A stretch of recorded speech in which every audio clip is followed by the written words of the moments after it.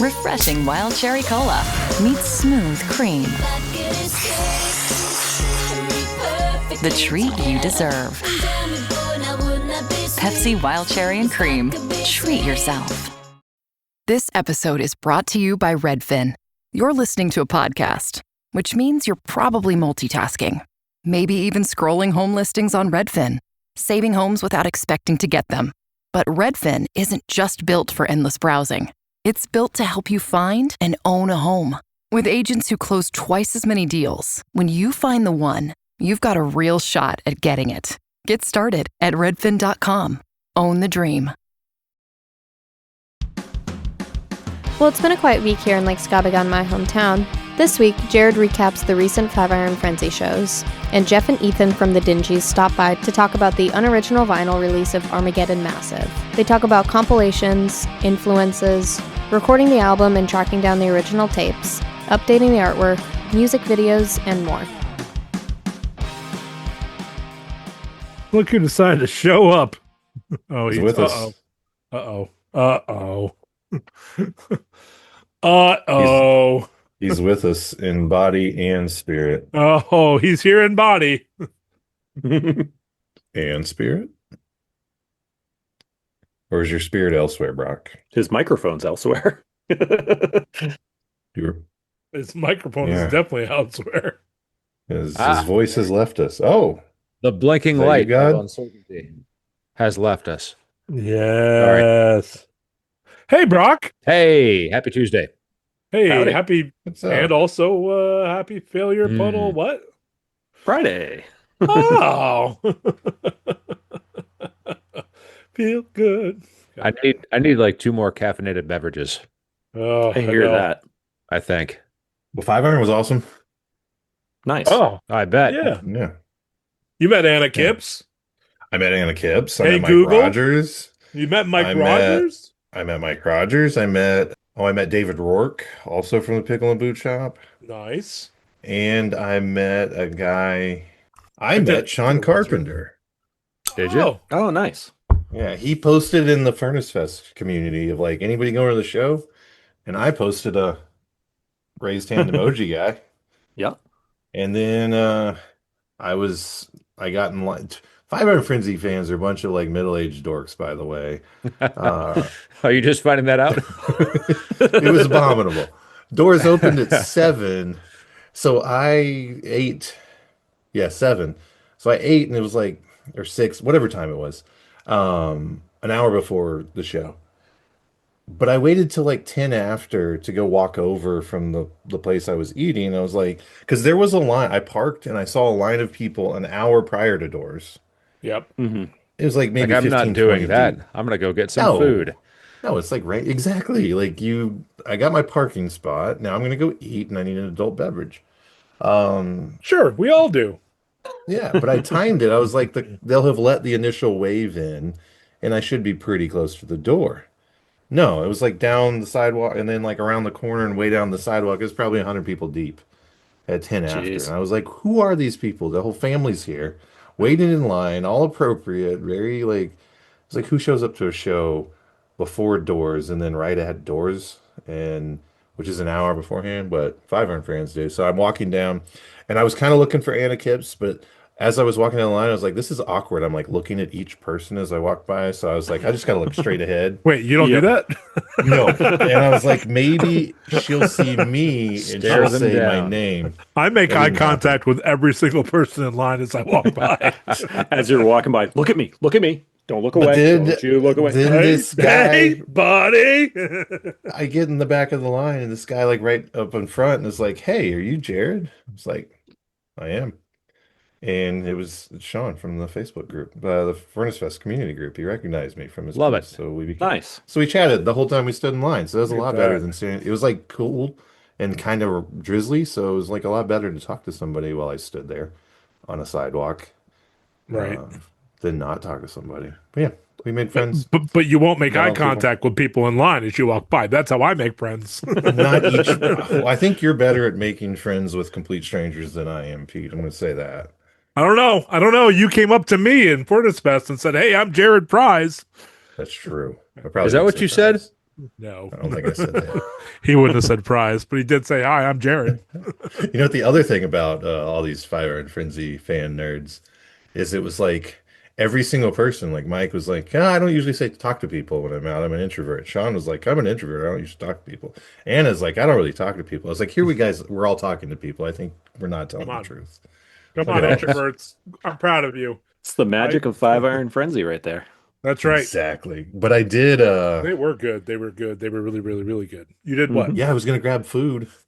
And I usually go to this place called Freeman's, which is like down the street and across, like just across the street, but it's small and it was packed.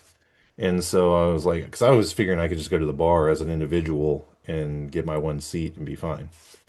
And I skipped Freeman's, went around the corner because I knew there was this whiskey bar that Ert has gone to and told me it was good. And he trusts his recommendations. He knows his stuff. Exactly. But then I walked in and then they were like, well, you can try and find a spot at the bar because it was pretty full. So like, just walk around.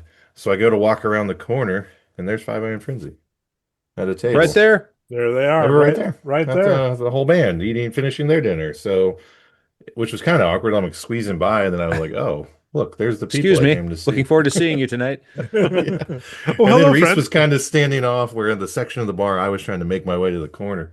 So I was like, hey.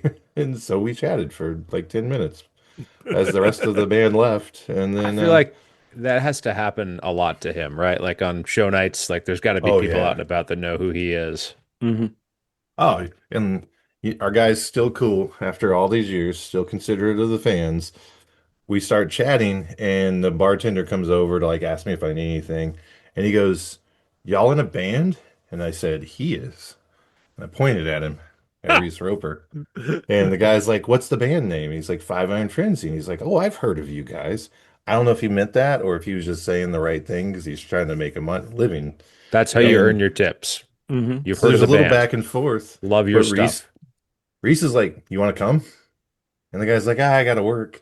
And then he comes over a few minutes later and was like, actually, I'm getting cut early. Like, can I come? So Reese took his name down, was like, you want a +1? And I was like, I don't think he still has to do this. I love that. Dude's out there giving out tickets. I don't know if the guy came. It was, the show was packed. So I don't, but yes, to Reese Roper. Absolutely. Oh, hey. Oh, Spice World. Okay. That's what I had to cheers with. Is that a new acquisition, Brock? This? Yeah. Yes. Relatively new. Is it spicing up your life? So far, yeah. Have I told you that my son's favorite album for like 2 years was Spice World? Yes. Yep. Yeah. Has that changed yet or no? No. I mean, maybe. I'm not sure. He doesn't ask for it as much anymore, but let's give it up. Yeah. I got the VHS copy so he can see it. I'm wondering if there will still be interest or not. We'll find out. It's not as bad as you think it would be. No. Yeah, it seems like that's what I've heard. Well, I mean, that's kind of like the Spice Girls at large were not as bad as I remembered them to be. I remember, like, as a kid, I was like, they're not punk, they're not cool. I wasn't punk either, but I knew I wasn't supposed to like the Spice Girls. Yeah. And it turns out, as a grown man, it makes his own decisions. I kind of like them. They're all right. I was going to say the crude thing, and we just got the message. You dudes, okay? Blink once if you need help with Zoom. From our guest. Do you want me to let him in? They can talk about Spice Girls with us. Yeah, we sure can. No, I would say the Josie and the Pussycats movie is better than Spice World, though. I think I remember you saying that. Yeah, and it sounds to me like the sort of thing. I feel like I should trust your recommendations by now. What up, dudes? Hey, Jeff. How's it going? Ethan. Hi. Jeff. How you doing, guys? Good. I don't know. Spice World's kind of cool. It's kind of the best. Oh, I'm not disagreeing. Exactly. I'm just saying Show them what you got. Josie and the Pussycats is better. Got to put it up again, Brock. Put it up. Leave it up. Sorry. There. One more time. I just recently watched Josie and the Pussycats when I was visiting some friends in Albuquerque, and it holds up pretty well. Alan Cumming, of course, and Parker Posey is fantastic in it. There's this one song they do in Italy in like a Coliseum or something with the pillars all around them, and it's a really great song. But then I found out it's a cover by Gary Glitter. Oh, sure. Yeah, kind of ruins the whole thing. Yeah, exactly. I was like, I was so into it, and then I found out it was by Gary Glitter. I was like, well, can't be into this one. That soundtrack is that soundtrack's fantastic too. Like it really is. I think Adam Schlesinger Fountains of Wayne, right? Oh yeah. Oh, it was his stuff. Oh yeah. Well, that guy. He wrote. only I made good think he stuff, wrote yeah. on one of them, and then what's her name? She went by Biff Naked. Was it the guy from Letters to Cleo involved in that one too? The singer. So the Rachel Lee Cook's singing voice in that movie is the girl from Letters to Cleo. That's right. Really? That's what it was. Nice. Dude, we're starting this off strong if we're dropping man. Letters to Cleo. That's right. We sure are. Every Yeah, boy and sure every are. girl, we're spicing up your podcast. All the people right. of the world. Spice up your life. And now let's talk about snow removal. Okay. I was going to say we're going to talk a little bit about yard maintenance. Jeff, did he give you any warning? I don't think Jeff listened to all 3 hours of the episode I was on. No? Shocking. We've got a lot to learn then. Give me the highlights. Yeah, he needs a highlight reel. I literally had a friend earlier. My friend CJ is a guitar player here in Nashville. That he was like, "Dude, I'm in the middle of listening to your 3 hour podcast." I'm like, "I'm sorry, it's long." And this is what we say to them. Thank you for listening. I don't think anybody wants to hear us talk about Armageddon Massive for 3 hours. So. Or do Maybe. But, All of our episodes are intentionally designed where only the most faithful will persist. You know, it's like Sure. if you get it long enough about the most nonsense, you're gonna weed out the casual listener. It's a last man Who standing. needs them? oh boy. Well, dudes, I'm glad we can make this happen with Jeff. Yes. Yeah, me too. Who was the mastermind behind redesigning that guy? So Oh, let's. I It have looks good, a, Jeff. Thank you. I have a whole slew of things to show you guys as we discuss. Oh, sweet. Oh, And as I was telling you, Ethan, I got the pre-shipping label notice, and it's an hour from where I live, and I'm like, oh, Yep. I just want to go pick that up, and it's been pre-shipping for the last 3 days. So mhm. They're still trying to shovel out the yeah, exactly. the loading bay. Must be it. Yeah, there must Yep. be because aren't you in Rhode Island? Yes, sir. Yeah, Yeah, Yep. and I'm in Massachusetts where it's shipping out of. So Yep. yeah. Y'all got hammered with a blizzard, so maybe Yes, that's the sir. problem. I think so. Yeah. yeah. Lots to catch up on. hmm I'm not Kevin, to even get to your sure. house, does it have to go to Denver first or something? I feel like it probably does. Sometimes it does. It's Yeah. like the shipping to here for whatever reason. I'll be tracking packages and it'll hit, like make its way across the country, get to Rhode Island, make it to my town, but then suddenly goes back to like Rhode Island or Boston and then back Yeah. to my town. It makes no sense. I've had shipments do that before, where it's literally in Nashville, then all of a sudden I get a notification. It's like it's in Dallas. I'm like, cool. So, Brock, you got an intro for us? Hey, everybody. Welcome to A Pickle Home Companion. We're here with Ethan Luck, who is probably best known for handling large fallen trees in Nashville front yards. We're also here with Jeff Holmes, who is known for hanging the flag of Switzerland behind his head. Close. And, close. And we're glad to have them both here. Another perfect intro, my friend. Happy to be here. Always a pleasure. So we've gathered you all here today to talk about Armageddon Massive, the new vinyl release from Unoriginal Vinyl. Yeah, that's right, dude. It's beyond exciting. I mean, the amount of texts that have gone back and forth between me and Jeff and Jason from Unoriginal Vinyl over the last 2 years is quite the novel.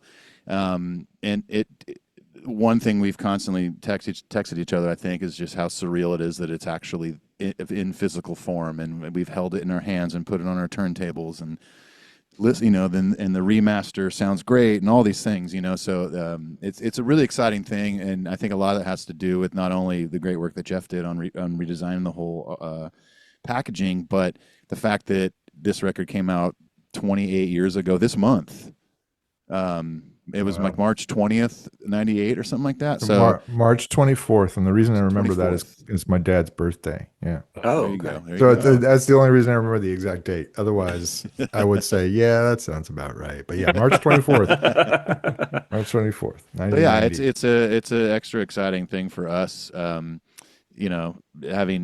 spent so much time on the songs and on that record with Steve Kravac and Bean and Pegleg and all the other guest musicians we had, and to see it come to life after almost 30 years is pretty mind blowing. I still kind of can't believe that it's sitting here in front of me. Mhm. Yeah, it's a little crazy. We're all really excited about it. Yeah. Yeah, I mean, we've been talking about this for I don't know how long, like just, the initial, oh, I wish this was on vinyl. And then, when it actually happened and the announcement went out and oh man. Well, I'm curious. Let's go around the room because Jared, Pete, Kevin, I would imagine you have some memories tied to your original, like back when you first got this album or when you first heard something from it. My first recollection is the Simply Excellent sampler, spelled with an X. And that was it featured one track from the Dingees, and that was the Bulletproof. It was a great song. I was like, this is really, really catchy, really up. I really enjoy this. This is great.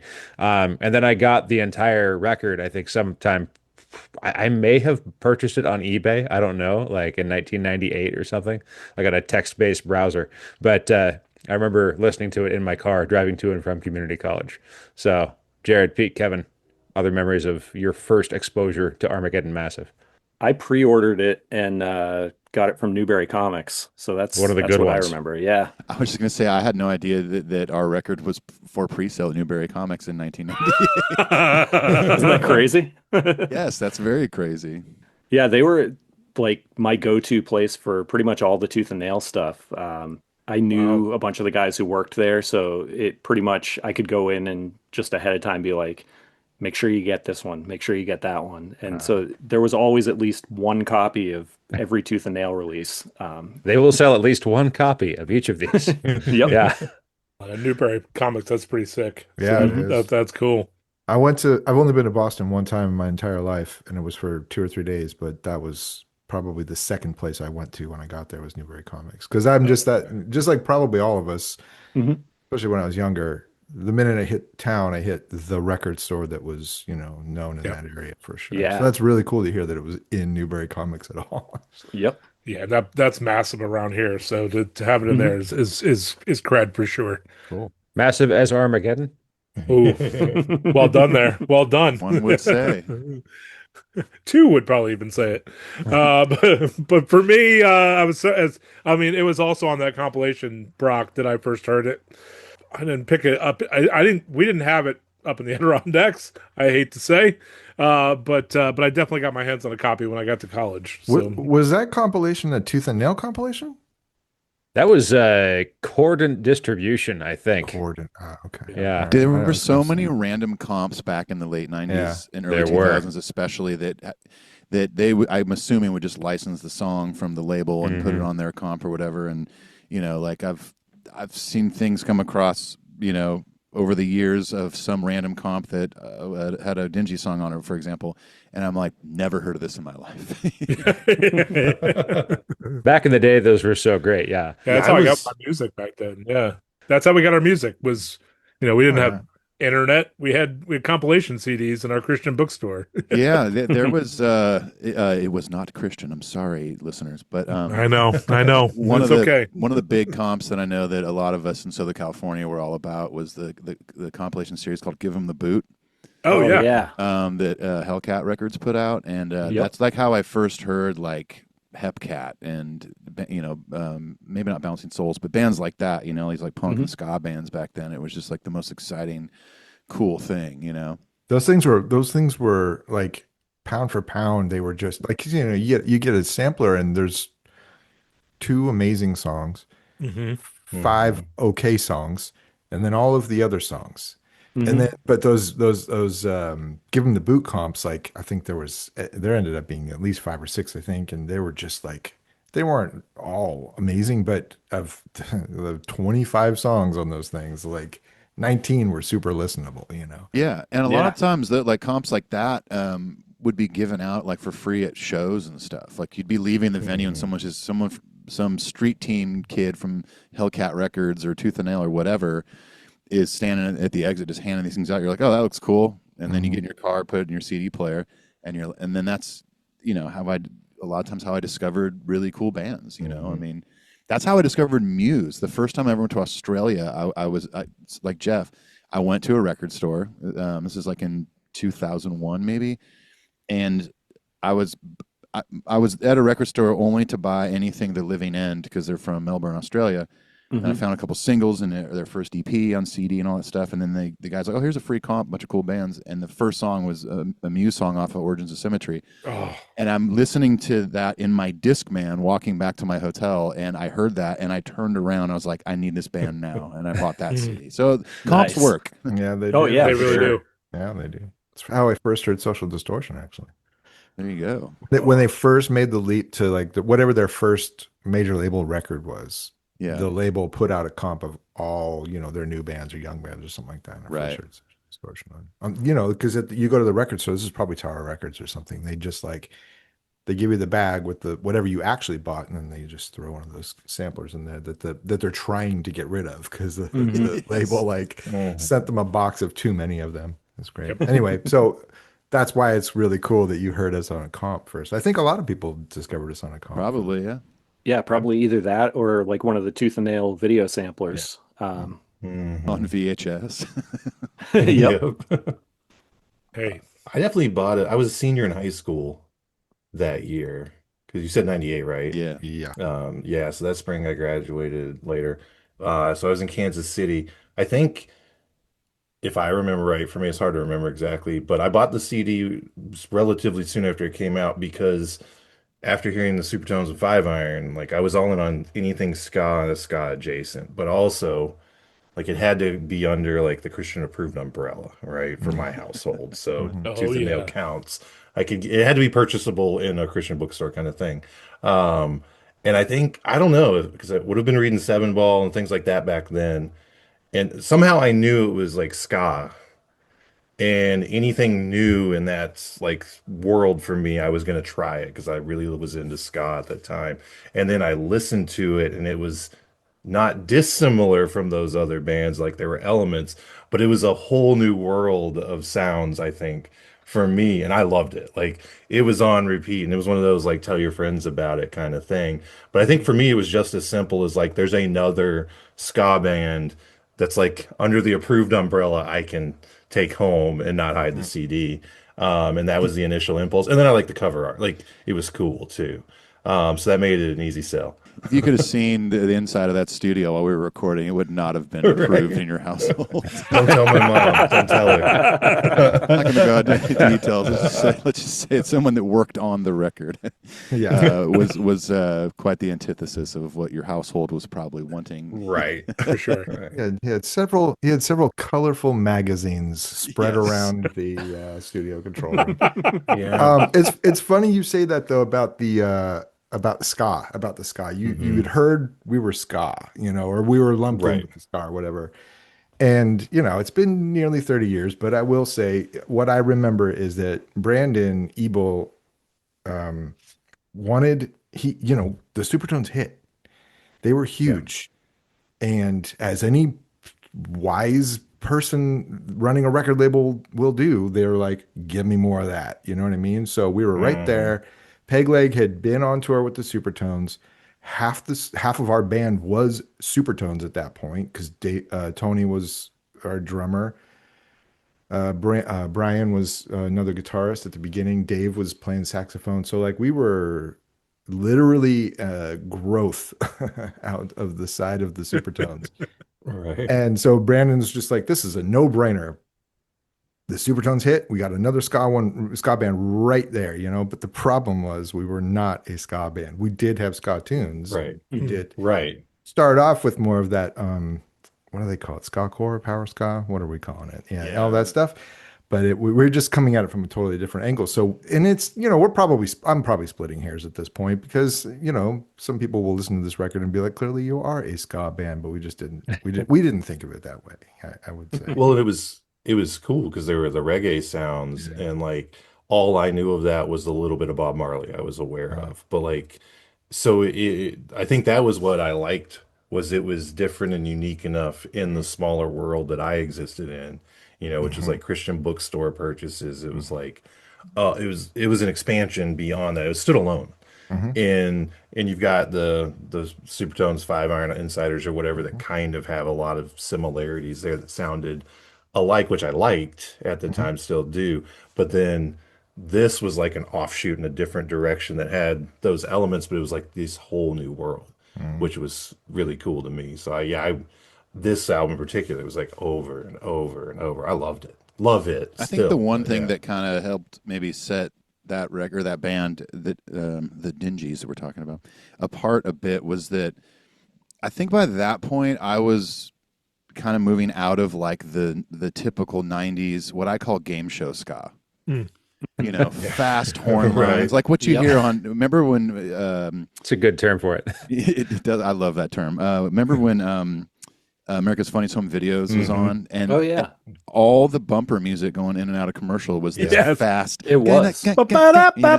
Totally. And it's all these really like just goofy, fast horn line, Real Big Fish kind of bands. And no disrespect to those guys. Obviously, I saw them many times in Orange County. But I was kind of already moving out of that because I had gotten into basically the bands that were kind of influencing that Armageddon Massive, which was like the Bouncing Souls and Rancid and the Clash and, you know, dub stuff, Bob Marley and whatever. Hepcat, definitely. I mean, the guys from Hepcat played horns on the record. I said that because of that reason. It still blows my mind to this day. And I typed the liner notes for this record and still had my mind blown that we were like, we want the horns to sound like Hepcat. And Steve Kravac was like, well, okay, I'll call Hepcat. And we were like, wild. Absolutely Is wild. it that easy? You can do that? Do it? Okay.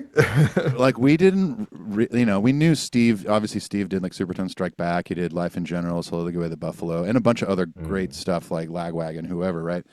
A lot of stuff was recorded at West Beach in Hollywood, and but we didn't know who Steve knew, and so like Jeff said, when it was like, we want to sound like Hepcat, well, let's get those guys, and right. Or like, this is public knowledge because when I did the podcast series, 8 years ago now with Jeff and the guys separately about talking about the record, Bean didn't play bass on every song because he just wasn't proficient with a guitar pick on a bass. He always played with his fingers.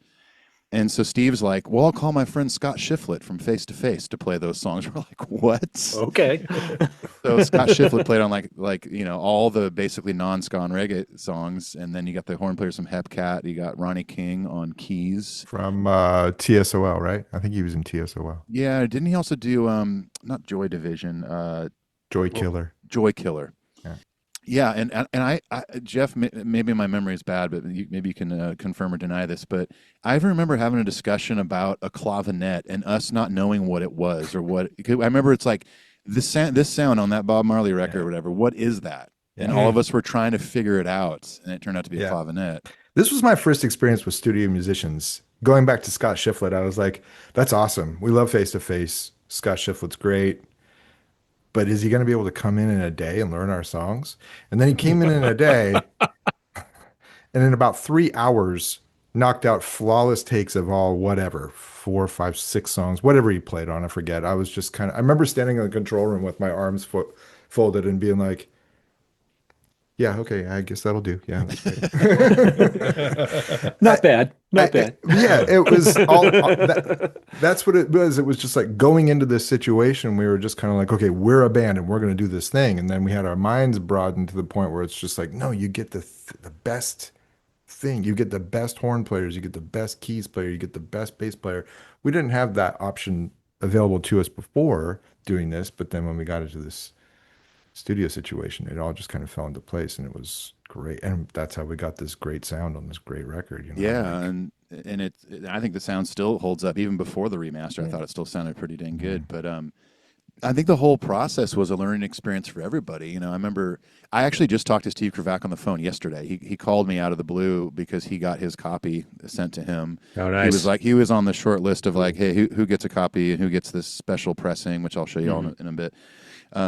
And so Steve called me out of the blue yesterday, and we chatted for about a half hour and stuff. And I told him, like I've told him before, I was like, man, the way that you kicked my ass on that record was the best learning experience I could have ever had as someone unknowingly one day moving to Nashville and actually being a studio musician. At this point, I've maybe played between bands I've been in sessions I've done, whether it's at a studio or recording from home or whatever, I've probably played on 500 plus songs. And like knowing how Scott Shiflett came in the studio and did this stuff in like 3 hours. And now I'll go into a studio and I'll make a chart. Like literally, I'm recording lap steel for a friend, and I literally just make these charts. You might not be able to see it. There's just a bunch of numbers. It's called the Nashville number system, and that's what I'll do. I'll literally chart it out like that. I don't even know if he did that or if he just listened. Probably just listened. Punk rock, you know. He did. He just listened. I watched him just sit there. He just listened down to it one time. One time, he just looked at the ceiling, listened to it once, and he goes, "Okay, let's roll it." And then he'd roll back and fix a couple of things. Incredible. Just Wild. like, Man. Wow. But like that, He must have been doing Nashville numbers in his head, right?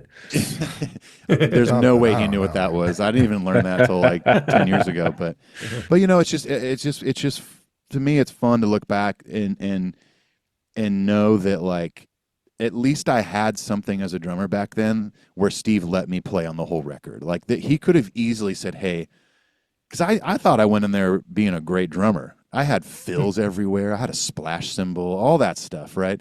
Because it was the 90s, and I had a really high-pitched snare. And it worked great for what we were doing at the time with playing local shows and stuff like that.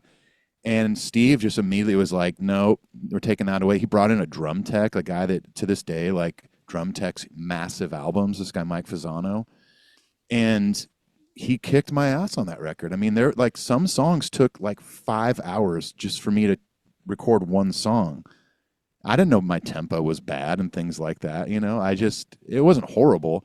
But Was he throwing chairs at you and stuff? No chairs. Okay. But he was real chill. I mean, he would stop me in the middle of the take. Nope, starting over, and we do it again. And then, but all that to say is that it was one of the most important learning experiences for me as a musician in the studio, because live musicians and studio musicians, it can be two different worlds.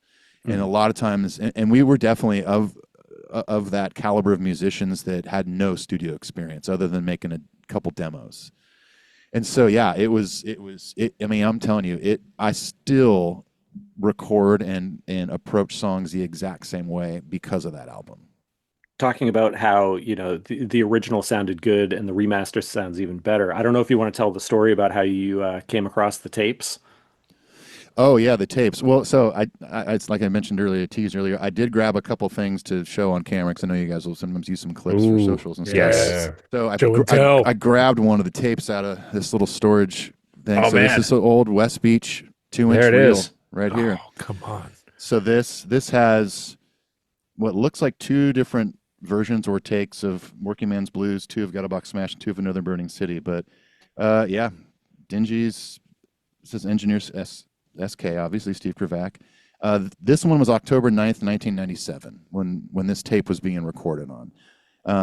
But yeah, I thought it'd be fun to show that. These are this isn't like the masters or anything. These are the raw tracks. So how I acquired these was in 2013. I in between other like playing gigs for me on the road, I was guitar teching, really for everybody for that band Cold War Kids from LA, Long Beach area.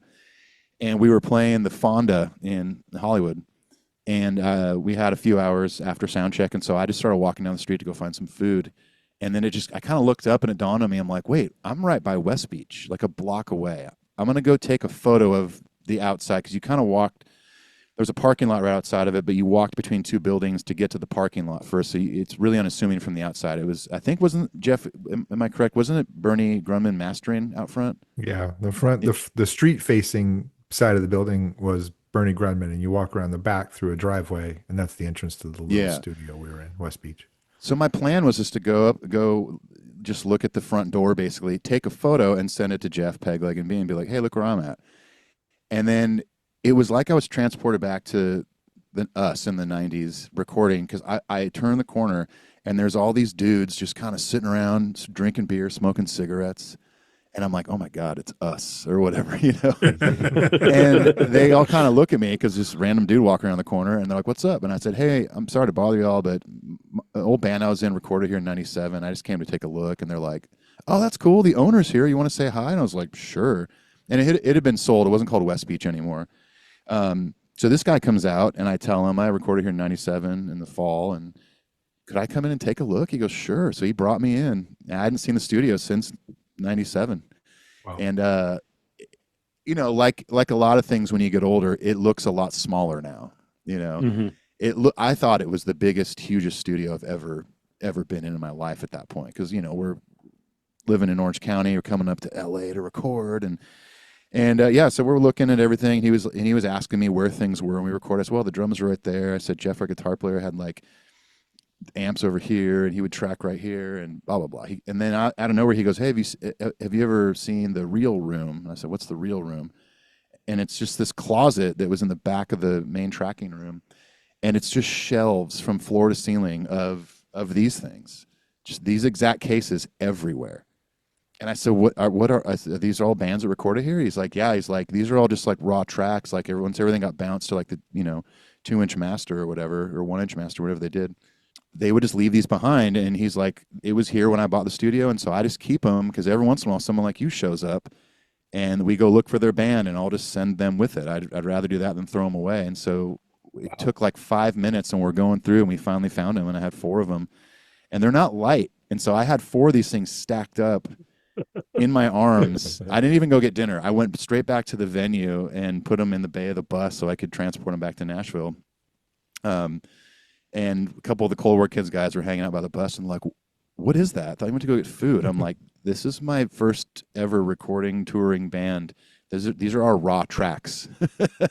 What blows me away about that story is what a sweet person for doing that. Like, those things are expensive, and you can record over them. If you still had a 2-inch machine in there, that is true. You could just wipe whatever was in there. It came with the studio and just be like, here you go. So the fact that he was doing that, what a service he was providing. I can't believe you wound up with those things 15 years later or whatever. I could not believe it. I was legitimately blown away. Well, so the only thing I will say, yes, you can record over these, but I'm pretty sure that, these are edited to go down to the master, right? So there's... Oh, he sliced them? Yeah, there's a lot of slicing involved. Gotcha. razor blading the tape. That's how they used to edit drums back in the day, before Pro Tools and Beat Detective and stuff. So I can't really tell. It looks like there could be some tape in there, but I don't know. I still have yet to take him to my buddy's studio and see if we can throw him on his 2-inch machine and pull up the tracks and... That'll be the next move. Dingees remix. Yeah, we'll do a 50th anniversary remix or something. I don't know. Very good. Yeah. But yeah, so that's how I got. I was imagining for the podcast, if we just like hooked up the machine to Zoom and we're like, let's play this track back. Let's see what happens. You could totally do one of those. Remember that VH1 show? What was it called? Where they would pull up the classic albums. Mm-hmm. Classic albums. Yep. I saw the Joshua Tree one, and Daniel Lanois is flying the faders on Joshua Tree, and I'm like, oh my gosh. He's like, what's this? Oh, some guitar we never used. I'm like, oh my gosh. Yeah. Amazing. It's magic. We could do that with these, apparently. Let's do it. Right. Now the other thing is, I don't know if every song's on here, because when I get all 4 of them out, like, not all the songs are written on there, so I don't know if there was a 5th and 6th tape that got thrown away at some point. But I don't know. Although, hang on, no, because this says Real 1 of 4. So okay, the series is there, and you have them. It's still fascinating to me. That's just like, there it is, and it's like you said, pre-mastering. It's like, it's not even the finished product. It's like this is the physical magnetic waves we made back then. All analog too. I mean, that was I think it was a Soundcraft board. 2 Studer tape machines. I think they were Studers. Mm-hmm. At one point, I think Steve had them linked up. Mm-hmm. To get more tracks and stuff. Yeah. But I mean, that record's 100% analog. Every bit of it, as far as I know. Or was the master digital or something back then? It wasn't. I don't know about the master was digital, but the mix was not. It was analog, but it was controlled by one of the first digital, or I don't know if it was one of the first, but anyway, it was a digitally controlled board, so they could record the moves. So they didn't have to sit there with their hands on the board every single time they tried to do a mix. Yeah, they did automation. So they would like program it and then hit play. Phil Blackman was the recording, the engineer over at A&M Studios. We mixed it down the street at A&M Studios, and this guy Phil Blackman was there just to teach Steve how to use this board, because Steve mixed it, but he had to know how to use this board, and then we'd just like hit play, and then we'd all just stand there and watch all these like faders doing their own thing, driven by fascinating, isn't it? I don't know what board that would have been. That'd be a Steve question, because I know that like fader automation, I want to say that even started in the 70s with like Neve boards and stuff like that. But yeah, maybe it was some new thing. Maybe because I know like Pro Tools was just coming on the market. Some records were being recorded on that, so maybe it was some kind of DigiDesign board. I have no idea. My main memory of mixing that record is just sitting in the back of the room with a big smile on my face because it sounded so good, not knowing what magic they were doing up there, and then going outside to like smoke a cigarette. And I remember there's another like punk rock looking dude standing there, and it was Dan, the guitar player from the Suicide Machines. Oh wow! And speaking of like ska punk, and they were in A&M Studios recording their second record, Battle Hymns, at the time. Nice. So like Derek Grant was still on drums, who ended up in Alkaline Trio. And then Dan, and I don't remember if it was me. I think it was my. I don't know if you were there that night, Jeff. Were you? I think I was there all the time. I just didn't know the Suicide Machine. I was probably somewhere else. I think I met one of them. I remember like dreads and a beanie or something like that. That might have been their singer. Jay or Jace, I think his name is. Anyways, but I remember Dan, the old guitar player, original guitar player. He was like, hey, you guys want to come in and check it out? I was like, yeah, because I got into their first record, like Destruction by Definition, because it was like ska punk, but it wasn't game show ska or anything like that. It was like, it's like kind of like the same vibe as like a Rancid or something. I was like, and they're from Detroit, and I was like, this a little more dangerous. Yeah, Citizen Fish. They remind me more of Citizen Fish, like that really raw, punk. Totally. But I remember like kind of poking, he brought us in, and everyone kind of looked back at me, and I can't remember if it was Pegleg or who, but I just remember like I could see Derek Grant in the tracking room like recording drums, and I just stayed quiet and I just watched for maybe 5 minutes, and I was like, hey, cool, thanks for letting us come in, and we're gonna get back to mixing or whatever. And I was just like, dude, I just walked in the Suicide Machines recording a record. That's so cool. But yeah, well, I guess since I already showed that reel, I brought the different formats this has been on. Nice. So here's the original cassette, which I never had a copy of, and I found it on eBay. So I bought it for like $5 like 10 years ago. And then this is the pre-release. And back then, sometimes a pre-release, the back kind of looked like this. Mm-hmm.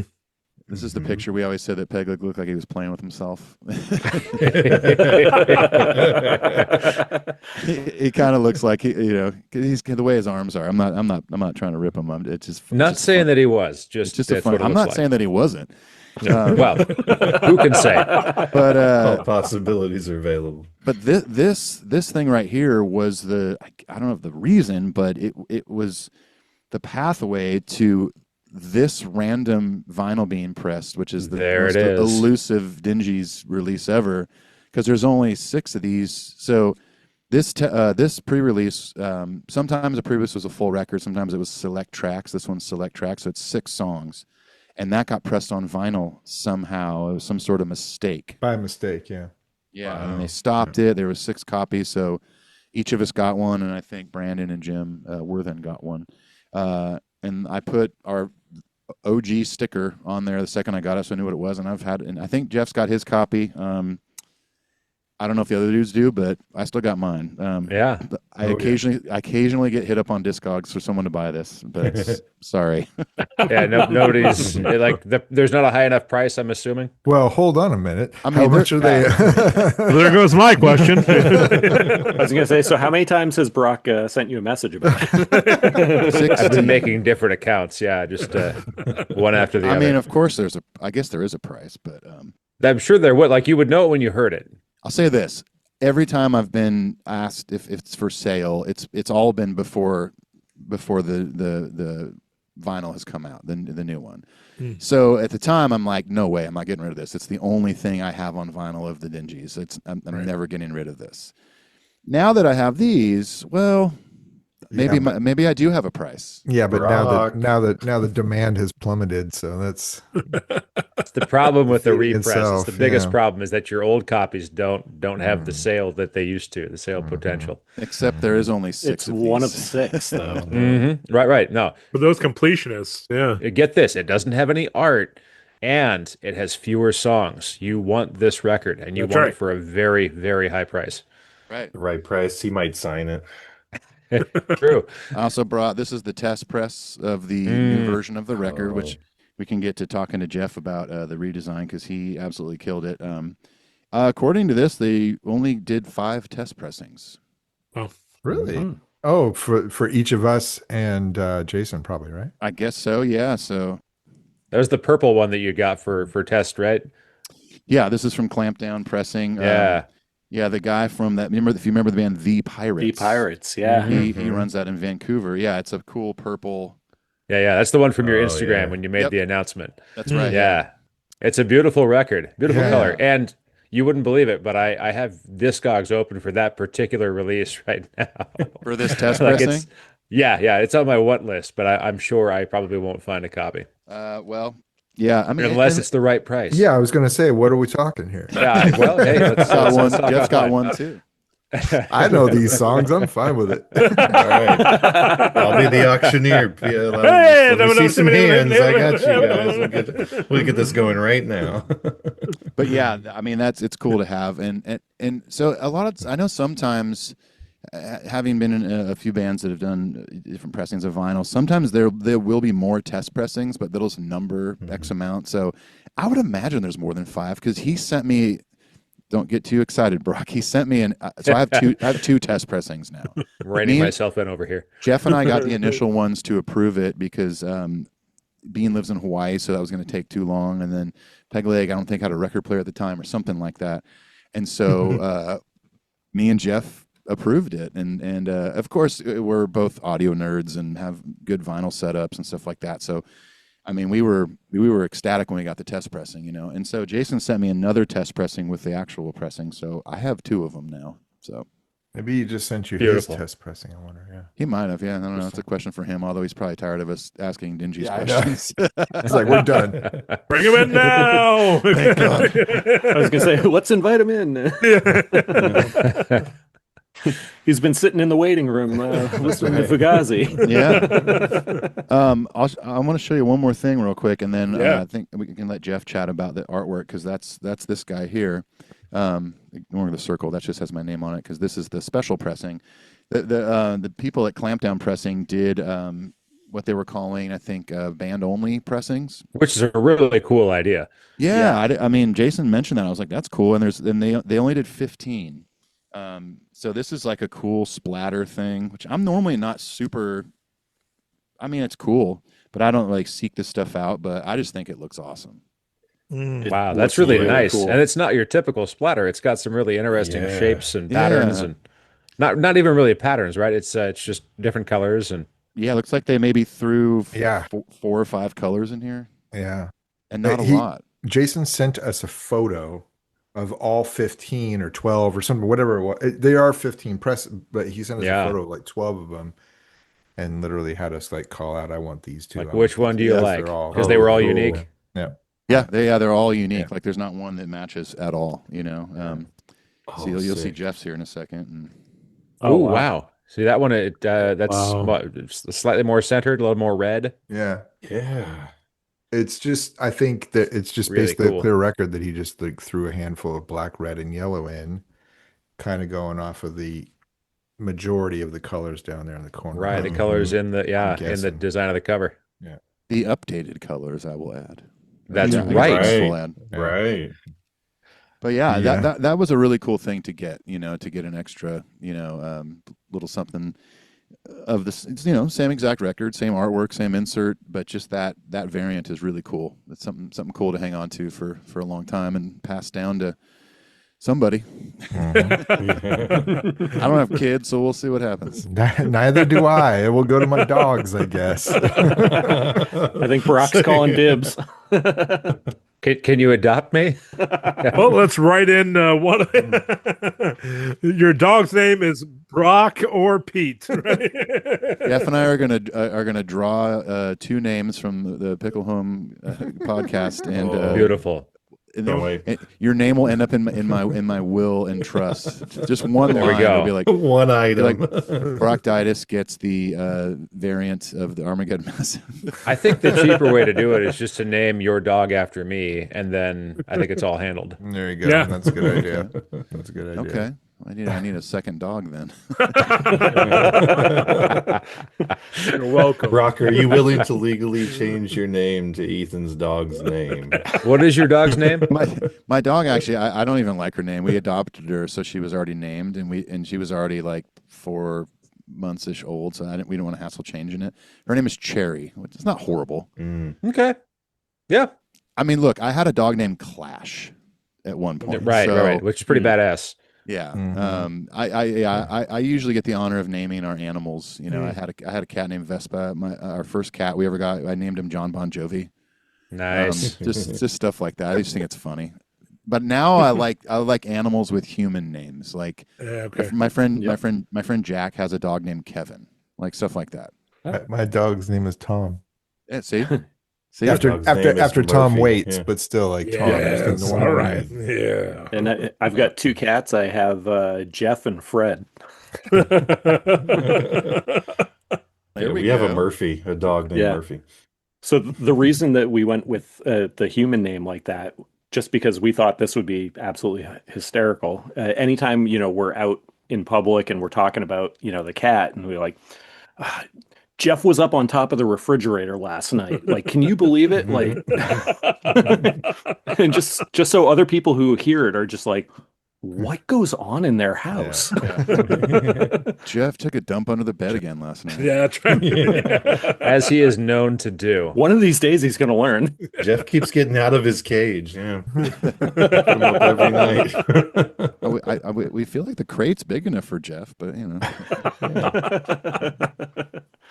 Jeff Holmes, I think you should talk about redesigning this thing and what you did, maybe what you didn't like about it originally, and stuff. Because I just love how I will preface it by saying, when I initially talked to Jason about doing this, it was just about 2 years ago.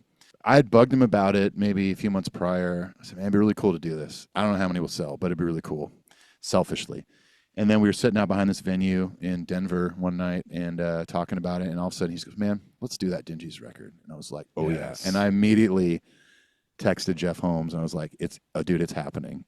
Yeah, I took remember 2 that. years. But... Yeah, I remember that. I didn't remember that that's how it happened. That's awesome that it was his idea and not ours. So. Well, I bugged him about it initially. I kept putting the bug in his ear, and then and then I just stopped bugging him because I was like, oh, I don't want to annoy him about it. And then out of nowhere, he just kind of brought it up. He's like, hey, man, you want to do that Dingees record on vinyl? I'm like, yeah, dude, of course. Yeah. Did any of this have to do, this is probably like super like nerd knowledge, right? But did any of this have to do with Brandon Ebel saying that he was going to do the Dingees repress on Twitter? Or was that completely disconnected from the process? That is, I don't even know that happened. I didn't hear about that. Yeah, I didn't hear about that either. Okay. Because I mean, this is back, I was in Minneapolis going to the PFR reunion show with another Dingees fan, Andrew from Magnified Pod. Yes, Magnified Pod. We're in the car talking about the Dingees, Armageddon Massive. It's like, how cool would that be? And then there's this tweet of, of Brandon talking about, sure, we'll do the Dingees. So, yeah, I don't know. Maybe that was one of the pieces of the chain, or maybe it wasn't at all. How long ago was that? About 2 years ago. Oh, wow. Okay. It was, So maybe spring of 24. Maybe Jason talked to you and then he went straight to Brandon with the Actually, idea. Maybe so. You know what what could have happened is because shortly after me and Jason talked about it, he said let's do it. Because I play guitar for Brandon's nephew, we were on the road and Brandon came out with us for a couple days and we were talking about that. I wonder if he tweeted it then. He never told me that. I didn't know he did that. There we go. The interesting thing about all these Tooth and Nail releases, it's not, I mean, maybe there's been a few that Brandon's like, let's do this, let's do that. But he seems pretty hands-off. It's usually Jason that kind of initiates this stuff, or the bands talk to Jason, kind of how I did. And then Jason kind of works with Jim Worthen, he's been working with Tooth and Nail for almost as long as the label's been around. And I think Jim kind of approves everything. Obviously Brandon trusts him. He's been with him for over 30 years at this point. So yeah, that makes sense. So Jim is another huge name in this whole thing to really thank as well for helping make that happen. And I was also texting him along the way a bit. And then when it was finally done, like I hit him up. I said, man, thank you for your help with all this stuff. This is really cool. And blah, blah, blah. So yeah, It took a village, is what I'm saying. It takes a village of people in cars on Twitter to make a record release happen. That's right. Well, so just to round up on the packaging, I'm trying to organize all of my stuff here, but 1998, probably right around the time where I think it was towards the end of tracking the record. So late fall 98, we went up to Seattle. I think it was just Pegleg and I can't remember. You were not there for sure, No, right, I Ethan? didn't go. I didn't go for I that. don't No. think Bean was with us either, but I don't remember. We flew up to Seattle, straight up to Seattle to go to the offices. And I think this is the trip. We just stayed with Brandon. We stayed in his apartment that weekend and just hung around. But the point was to go up there and really kind of like maybe do a few business things, see the offices, and sit with their in-house designer, whose name was Susie Switchblade, and work on the actual this packaging, because we were only ever going to release it on CD. We wanted to release it on vinyl. We tried to convince them to release it on vinyl, but at that point, it was just not smart business. And they were doing it like for other records, right? But it was kind of maybe towards the tail end of that too. I think they were doing it for MXPX is all they were doing Sure. it for. People that were going to actually make the money back is who they were going to. Yeah, and they might have had some other ones, but that's all I remember ever. And it was the third record, I think, the one that came out with Coop's artwork on it. Life in General, right? Yeah, that's the third record, right? Yeah, and vinyl was super down at that point. I mean, that was. I just put a thing on my Instagram stories with the price tag of Metallica's Master of Puppets and said, because it was 2001, I bought an 86 copy of it, and I was like, 2001 was a great time to buy vinyl. Because it really was. I mean, the late 90s, early 2000s, maybe even up to like 05, 06, even later, vinyl just wasn't, it hadn't had the resurgence it's had since, and so it was, like Jeff said, it was probably not a great business move for Tooth and Nail to press this on vinyl in 98. It was never even discussed. It was like, here's the discussion. Me and Peg like, hey, Brandon, can we do this on vinyl? No. That was the discussion. That's how I remember it anyway. So it goes. We went up there to basically do this. And Susie was really cool. Here's the thing. I am a graphic designer now. That's what I do for a living.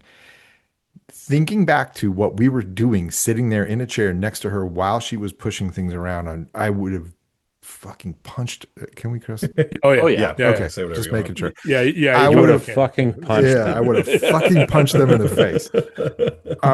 Because it's the most annoying thing to have somebody right here just being like, "Can you move that over here? No, let's move it back over here.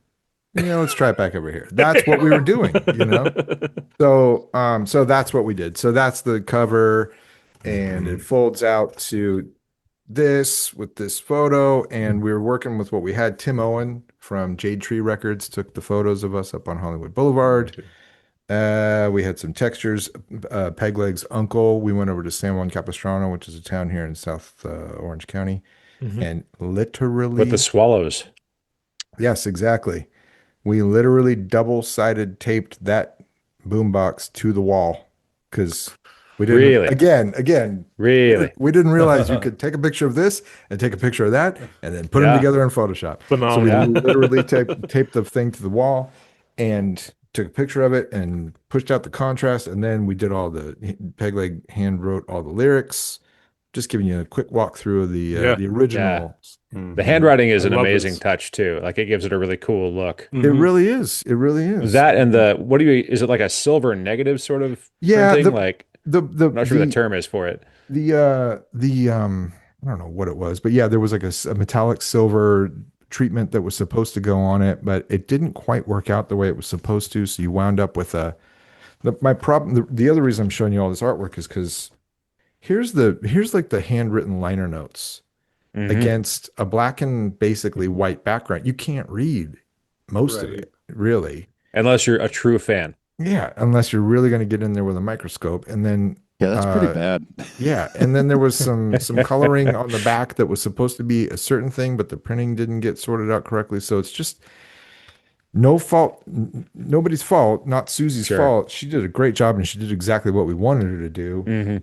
But it just didn't come out great. And crucially, the decision to make the logo dark blue on the cover against a pretty dark background was not the best thing in the world. Was it somebody else's decision? I don't know. I don't remember. I'll take the Ah, blame. okay. All right. Maybe it was probably Crucial mine. conspiracy. Yeah. No, that's in a few years. That's in a few years. Jeff's over Susie's shoulder going, no, darker blue, darker. Yeah, darker. I want to not be able to read it. It's not midnight yet. Or maybe that was you and Pegleg's like punk rock mentality. That's right. Like, yeah, I want people to be able to not read it. It's like like Norwegian or like death metal band logos. Like, Oh yeah. It could have been. It could have been. Can I you don't tell what know. it says? It's not metal enough. exactly. Yeah. I know Midnight Blue, and this, madam, is not Midnight Blue. But this Not is at something all. that has bugged Jeff for literal decades at this point. Yeah. Wow. And the whole ransom note thing was Pegleg's idea, and I loved it. It was great. But it just always felt like a little too. It's great. It's really good as a ransom note. As a design element, I never loved it. I never loved a lot of things about this. But there were some other cool things. Ethan's mom took the photos of the actual speaker from the Was it the speaker? box. Is that what it was? I think she did that and the inside part of it too. Yeah, right? that's the trick I'm about to show. Like this is my idea, was so that the disc itself was the actual speaker, and then you rip the speaker out, and then you've got the See the guts of wires behind. Yeah, Oh, exactly. yeah. Yeah. I love that, and I always Yeah, have ever since I got my first CD copy. Kevin, tell him how much you love it. That Oh, was a cool absolutely. thing. And Ethan's your mom, right? Your mom? Yeah, my mom. Yeah, my Your mom was came in and used to be a shot all photographer. that. Yeah. So we had the ideas, but we just didn't. And it was 1998, and it's a CD, so it's about this big, and so we just never we had big ideas in a really small canvas, and it wasn't executed as great as it could be, I think. And it's wild to think on it from a design level too, like mixed with photography, is that, like when my mom, for example, she had like a dark room in our garage, and I don't know if it was if it was the speakers from the same boombox from the cover, or we just got another one and ripped out the speaker. That thing never worked. Literally, he bought it at a swap meet, and it was broken when he bought it, and it never worked. So he didn't. It was he didn't, purchased it was specifically peg for this legs. purpose. Yeah, it was purchased for aesthetics only. It was peg legs, and it never worked. So he didn't care what we did to it. That's why we just ripped the speaker out of the actual one, and then probably put it back in with super glue. Yeah, or right. something. But it was but it's wild that back then, it's like early days of Photoshop. 'Cause I think isn't Adobe's start year 98 or something, 96 or something like that? Or was it even earlier? Something early to mid 90s. Either way, it's like my mom, for example, had to take the photos and then go basically process the negatives, and then send those negatives to Seattle, I guess. Yeah. Or maybe she made prints and sent those. I don't even know how that all worked. I don't even remember that. Well, thank goodness that's how it worked, because that's what I used to rescan and make all this stuff, 4 or 5 times the size that it was, because we still have all those negatives we only have contact sheets from Tim Owen's shoot of us on Hollywood Boulevard, but your mom's slides, we still have all that stuff. So I was able to rescan it in and get it to much, much better quality, which is why when you pull the disc out of the record, the actual 12-inch, that's the same thing. You've got the disc or the speaker on one side, same idea, and then the ripped out wires on the other side. So that's Love that. And that's the other. I pulled this other version out. This is the actual public variant of the record, which is ghetto box silver kind of a thing. So Get your fingers off those grooves, dude. I know we're all vinyl nerds here. I know, but I'm just like I know. It's the heat of the moment, dude. I get it. I know, it's designed all right. this. Yeah. I do what I want. Yeah. He's my like, record." this isn't the rare copy. no, yeah. But yeah, so that was the idea, and stop me at any time too. I'll just keep on talking. So if you got any questions, I do want to please do. interject real quick. I meant to say this earlier when I was talking about me and Jason initially talking about this. When I first told Jeff, "Hey, it's going to happen," one of the first texts he sent back was, "Please ask him if I can do the artwork." Like Jeff was adamant, like, "I have to do this." And Jason was thrilled because Jason normally is like outsourcing that stuff to people.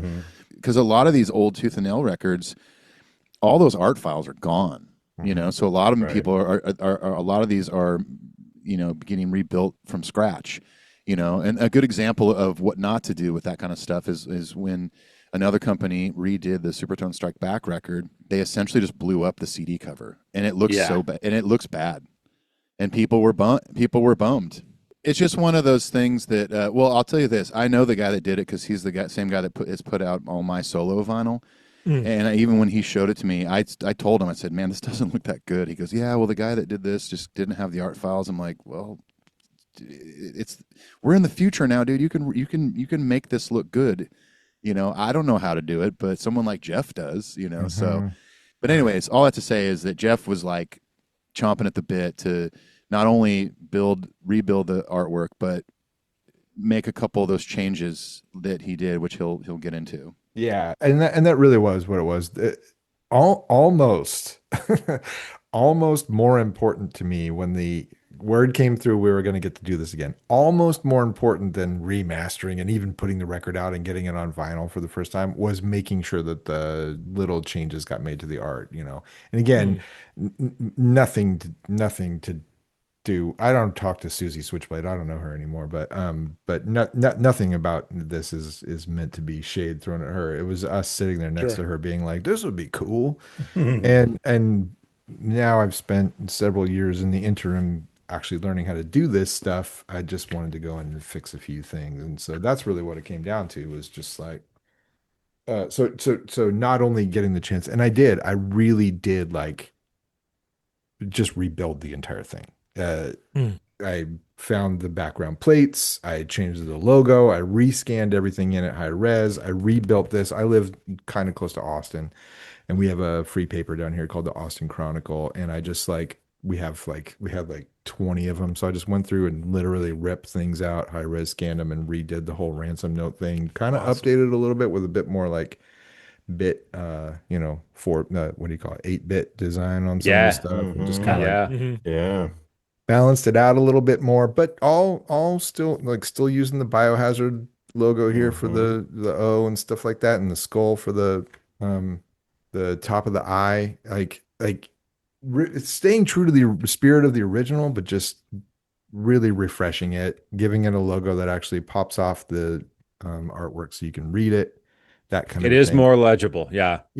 And then did you double side tape the stereo to the wall? Or... Nah. Oh, okay. If that thing still exists, that would be a miracle. Right. My parents and sister still live in that town, and so I go there a lot. And I have been back to that wall to see if I can find the spot, because I know where it was, but they've changed it around a little bit, so I don't know. But truth be told, this is not the original Ghetto Blaster, actually. I found the same model online. Yeah. It looks so close, Yeah, got a much higher res photo of it. Because if you look, see how on the original all of that detail in the top is lost? We are unable to get that back. We don't have that anymore. So I had to go and fill in a few things. Fun fact, you might not be able to see it, but the counter says 510. Dude, nice. I'm learning so much about the record that I played on right now. Yeah. You've already said like 5 things that I didn't know you did, Jeff. Oh, really? You're welcome. Maybe I shouldn't be giving all these. That's what these podcasts are for, right? Giving away. Yeah, absolutely. This is what people eat this stuff up. Yeah. Dude, the 510, dude, I didn't even notice that. Yeah, before a song that did not make it onto the record that Pegleg had written because he is 5 feet 10 inches tall is called 510 Revolution, and amazing. It didn't get onto the record, but when we took the photos, he set the counter to 510, or he stopped there. It We go. I forget what it was. So amazing little Easter eggs hidden in there. Also, if you go watch the old Chaos Control video, that it's basically us. The whole really deep premise of it is just us walking down Hollywood Boulevard. We walked past, I think it was the Pantages Theater, and like the Lion King was getting out, and we were just like weaving through people, and then we went into somebody's apartment garage and did the performance footage in there. And if you look like kind of on my right or to my left, that boombox is sitting right on top of Jeff's Oh, it's there. amp or something. It's in the video. It's in the video, Sweet. yeah. That was kind of our little totem. Darren Doan. Does that name sound familiar? It does. Yeah. Yeah. So Darren Doan, that's whose house we were in. Oh, it was Darren's. That's yeah, Oh, it was his place up at his garage up in Woodland Hills. Darren was the director of the video. Mhm. Derek was his cameraman, and he was standing on a skateboard being pulled by his belt backwards to film us going through that crowd in front of the Pantages there on Hollywood That's Boulevard. right, yeah. And then there was also other footage at the tattoo shop we all went to in Santa Ana, California, Sid's Tattoo Parlor. Yeah. They got like a macro lens on one of these cameras, and Bean was getting like this mermaid tattoo or something. And they did like close up. I'm talking like, an inch or two away from the tattoo machine hitting the skin. And it ended up looking really, really gross. And I think we all decided like it doesn't really fit. I kind of wish it was in there now, but So Chaos Control was the first, maybe only single off the record. I'm not sure what they ended up. Great song, by the way. Great song. That was the first single, and that's the video that we're talking about. Shot all in black and white, real tight. The reason why, if you go back and watch that video, I think I'm remembering this correctly. I haven't watched it in a while. The reason why the entire video is in black and white, but then at the very end of it, maybe even after the last chord is ringing out, there's a shot in color of us walking up to Sid's Tattoo Parlor. And the reason for that is because, and then it's done. And there's no explanation for it. It just is done. The reason why that happened was because originally we had a 4-song arc planned for 4 singles. I don't remember the order, but I know Bulletproof for sure. maybe Could Be Worse. I know that was one of them. Was one of the planned singles. There was like four songs that were going to be singles, and they were all going to connect through the videos as well. So that last cool. shot in color was meant to be the first shot of the second video. It's a continuation of the story. But again, Brandon Ebel, in his infinite wisdom, was like, "I'm not spending money on all of that stuff. We're gonna put this one out and see how it goes, and we'll like 4 videos. We'll go Are from you there." kidding me? Yeah. He's not a storyteller, right? Right. And as as fate would have it, we only ever did that one video. And that was it. No other videos for that record. Yeah. And did Darren do that video? Yeah, Darren directed that video, Chaos Control. Yeah. He did a lot of Tooth and Nail stuff back then. Yeah. He did, yeah. And he did that God Money movie as well, right? I went to the premiere. Were you there, Jeff? Really? I was not there, but I knew about that. Yeah, the full. Yeah, I remember he hit up a few of us, and it was down in San Diego somewhere. Because I remember the Blink guys were there. It was before Travis Barker joined the band. I think. Okay. I think their first, maybe second record was out, and so I knew who they were, and I was like, oh, that's the guys from Blink-182 and whatever. But yeah, I remember going to see God Money, the premiere, and somewhere in San Diego. That's cool. Yeah, pretty good soundtrack.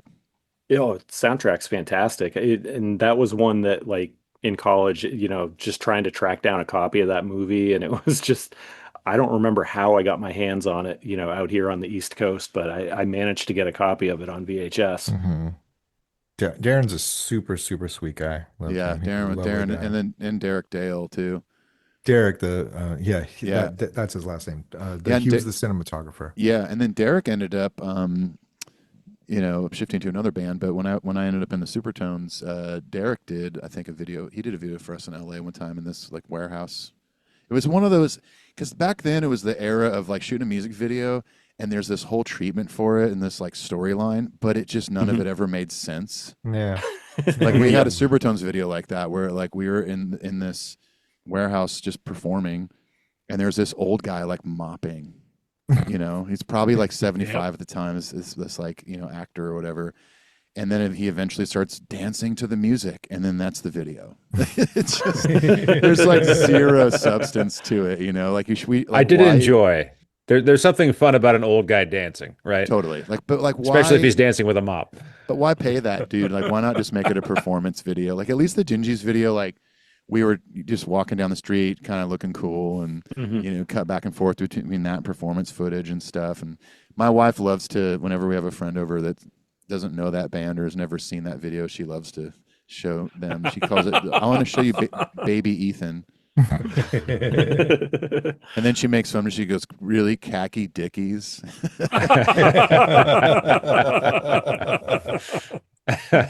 Makes fun of that in my wallet chain. Speaking of supertones, because they were so ingrained in our DNA, especially from the beginning, I had done a tour of this was must have been but either right after what's the second record called? Strike Back. That's Strike Back, yeah.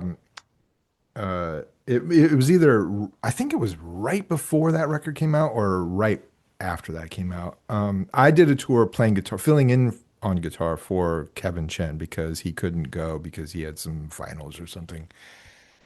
And so I just went on this quick swing through the Southwest in January, in the coldest time of the year. I think that's why we were in the Southwest, but it was still freezing in El Paso. I remember that.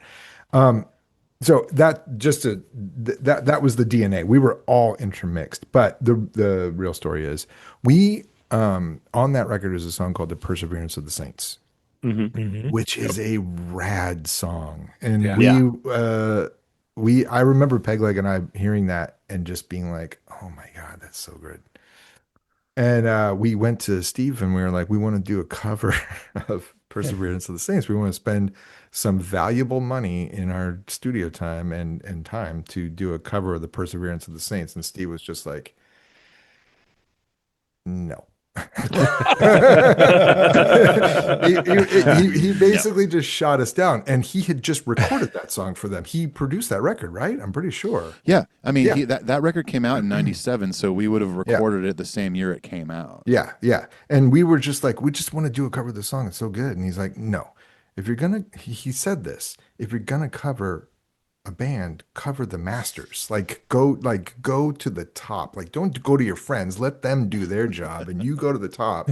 You go find some other cool covers to do. We didn't end up replacing it with anything else, but that was one throwaway song, one throwaway idea we had. Yeah, we had one or two other things. There's probably on those tapes. There's that song "Restoration."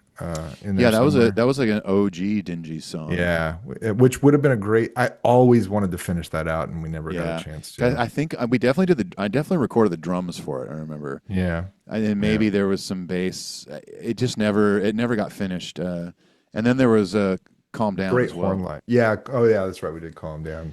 Yeah, there's a song called "Calm Down" that was another older Dingees song that we fully finished for Armageddon Massive, and then. I don't know if it was collectively or Pegleg, but it just didn't really fit on the record, which I don't know. Maybe it would have at the time. It's a great song. It ended up on the Moms Like Us Too Volume 1. It was on right. Yeah. Right. It was on a compilation. What recording of it did? What recording of it was that? That demo that we did? Actually, I don't know if it was the demo or it was actually the West Beach version. Oh, okay. Because you would have tracked it there as well for like the album sessions. Yeah, we actually tracked it. Like I have it on a hard drive. And did we finish it? We finished it, and at least well enough for the comp. Totally, it sounded really good. And but Restoration, we never did bass guitars or anything like that. We just got drums, maybe bass. It was probably drums and scratch bass and bass and guitar or something like that, and then never really finished that one. But yeah, "Calm Down" was a super fun song. I can send it to you guys to listen to. But I just remember it kind of not really fitting on the record. And then we actually had a big back and forth. The four of us in the band had a text chat going about if we wanted to include that on this vinyl. And there was also at the end of the CD, and it's also on the vinyl. There's like a dub mix of that song "Could Be Worse." Yep. Well, there's another song called "Dead Man" that Jeff sings. That there was also a dub mix for that as well. Oh, really? Steve kind of did for fun or whatever. And there was talk of us putting not only the "Could Be Worse" dub mix, but then the "Dead Man" dub mix and "Calm Down" on there. Oh, wow. But we didn't have the capability to get it remastered because all we had was basically Jeff still had the original master CD that he sent to Jason, which that's what they remastered from. The Bernie Grundman mix, yeah. The master, yeah. Yeah. And so we didn't have like a final mastered version of Calm Down or that other dub mix. So there was really no way to do it. They were like squashed MP3s. That's all totally had, right? Yeah, like my version of Calm Down, like it sounds pretty good, but like you can tell it's a low quality audio file. And I think that was the big thing why we didn't do it, because we're like, well, look, if this is all going to sound great and Jeff's going to redo the artwork, we want the quality to be top notch. The remaster is going to sound awesome. Like, we don't want all of a sudden to throw these two things on there that aren't going to match that quality, you know? Totally. We just kept it like the original, you know, as far as the track order and what was originally on the CD, you know? So the main update is remastering and then, you know, Jeff's artwork. Those are the sort of things that like most people don't think about and might not notice right away, but you can definitely tell the difference between like full quality versus compressed. Yeah, and anybody who has any like ear for it, or you know, if they're either a cinephile or an audiophile, or both, if they if they know the source material, like yeah, you can tell. I think. Yeah. And then you end up with a translucent red Supertones vinyl. There you go. Sounds like shit. Well, Brock, you got the Armageddon Massive vinyl as a thing in a part of a package you won. So you got it early. Did. What are your thoughts on the audio quality now that you've had the time to listen to it? It sounds so good. I mean, like you had told me too that like it's got really like clear and good sounding low ends. Like I thought it sounded great. Yeah, definitely. I mean, a CD is digital, and I guess there's been some digital happening on this, right? Like it's not purely analog, but it's recorded in analog and it's an analog form now. And so like it feels real smooth. Like that's the thing I notice when I listen to vinyl, is especially when you turn it up, I feel like low end is where vinyl shines, and it definitely has like a definition. I noticed the same thing when Five Iron did their box set, like just the attention to that detail of making it sound good for the format is the sort of thing that it comes through on this release for sure. And I got the silver edition, so again, adding others to my want list. But yeah, it sounds great. I once heard because I'm not a super audiophile, you know. I'm up there, but I'm not like top. You tier. got a good setup at home. I do, but like I'm not like you know.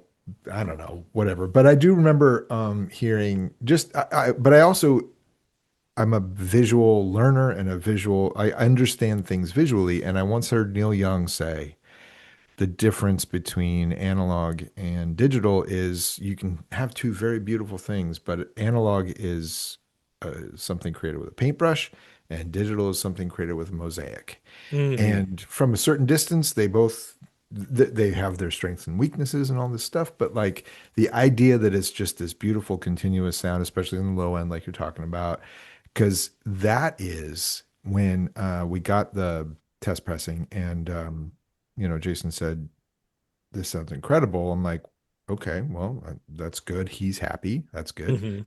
And then I put it on, and I don't really go back and listen to the record all that much, especially because on Spotify, it might still be, but for the longest time, the tracks have been incorrectly labeled. The sequence is wrong. I think they still are, yeah, which is fine. So I haven't been, I don't really go back and listen to it all that much, but still, even though I hadn't listened to it in forever, putting that record on, listening to it and hearing it just went from like this to this, just the spectrum of it, just the lows got lower, the highs got higher, little things popped out that I either never heard before or hadn't heard in a long time.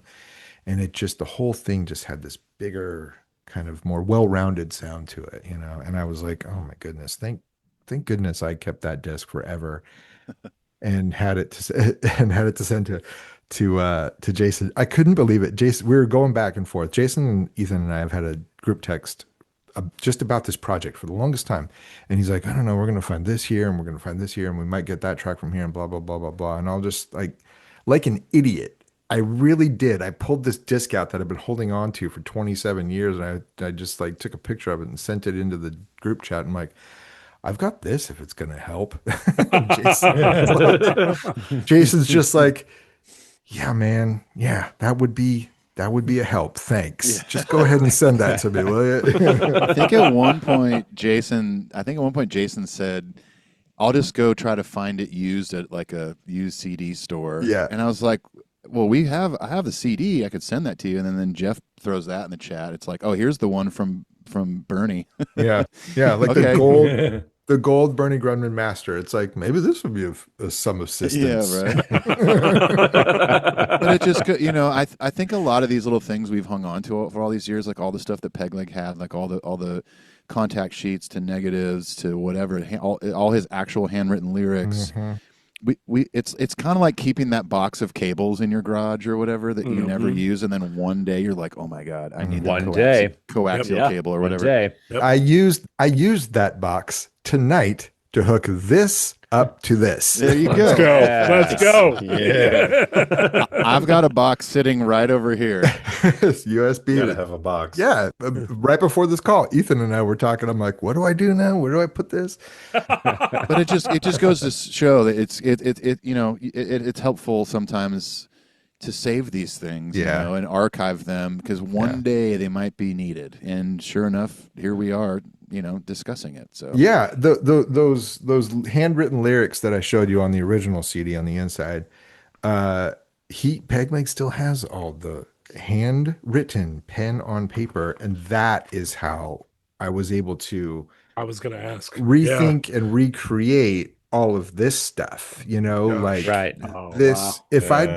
If I'd been rescanning that original package, I might have been able to get to this, but it would have been a lot more work and it would have been very crummy. This stuff all looks really, really beautiful because I still had the original pieces of paper. He sent me this package and he was just like, oh man, like, he was like, how do I do this? Like, what's the best way to do? Because this is like one of a kind thing, you know what I mean? Like, he did not want it to get we can't lost. lose this. He was nervous to send Yeah, very nervous. We need to hire like a private courier who will drive one vehicle from his house to yours. Yeah. And I just sent it. Right before we made the plan to do this, I already sent it back to him. So, but same thing. Like, he still had all of this stuff. So I was able to go in and redo this in a way that you can actually read it now, the liner notes. Not only that, like, these had to change a little bit, like things have changed. This has been redone. So I had to add some names and move some things around. And did he need to write new things? No, I did it all. Okay. If I needed new words, I literally circled a letter somewhere and moved it. You make a font from his handwriting. Yeah. You could do it actually. Let's do that. Let's make the Peg font. You really could. Well, because there was new stuff to do. Like I didn't like the font on the old one. I liked the way I wanted to make it all cohesive. So I took his song titles. I called it side A and side M, so I had to do that whole thing and side Armageddon and side Massive. That's right. Yeah. Absolutely. So I had to rework some things. So it was nice to have all those original pieces of paper, not even digital files. I was scanning them for the first time, to do this as a new project. Can I ask, what carrier did you end up going with? USPS. How did you mail them? USPS. Classic. Got the tracking on it. And I have great faith in those people. Yeah. Rain, snow, sleet, or hail. I have great faith in those people. It might be one day late here in Texas where the weather is truly always changing. Thank you, Steve Earle. He's not dead. I don't know why I looked up at the heavens. Just up there. Yep.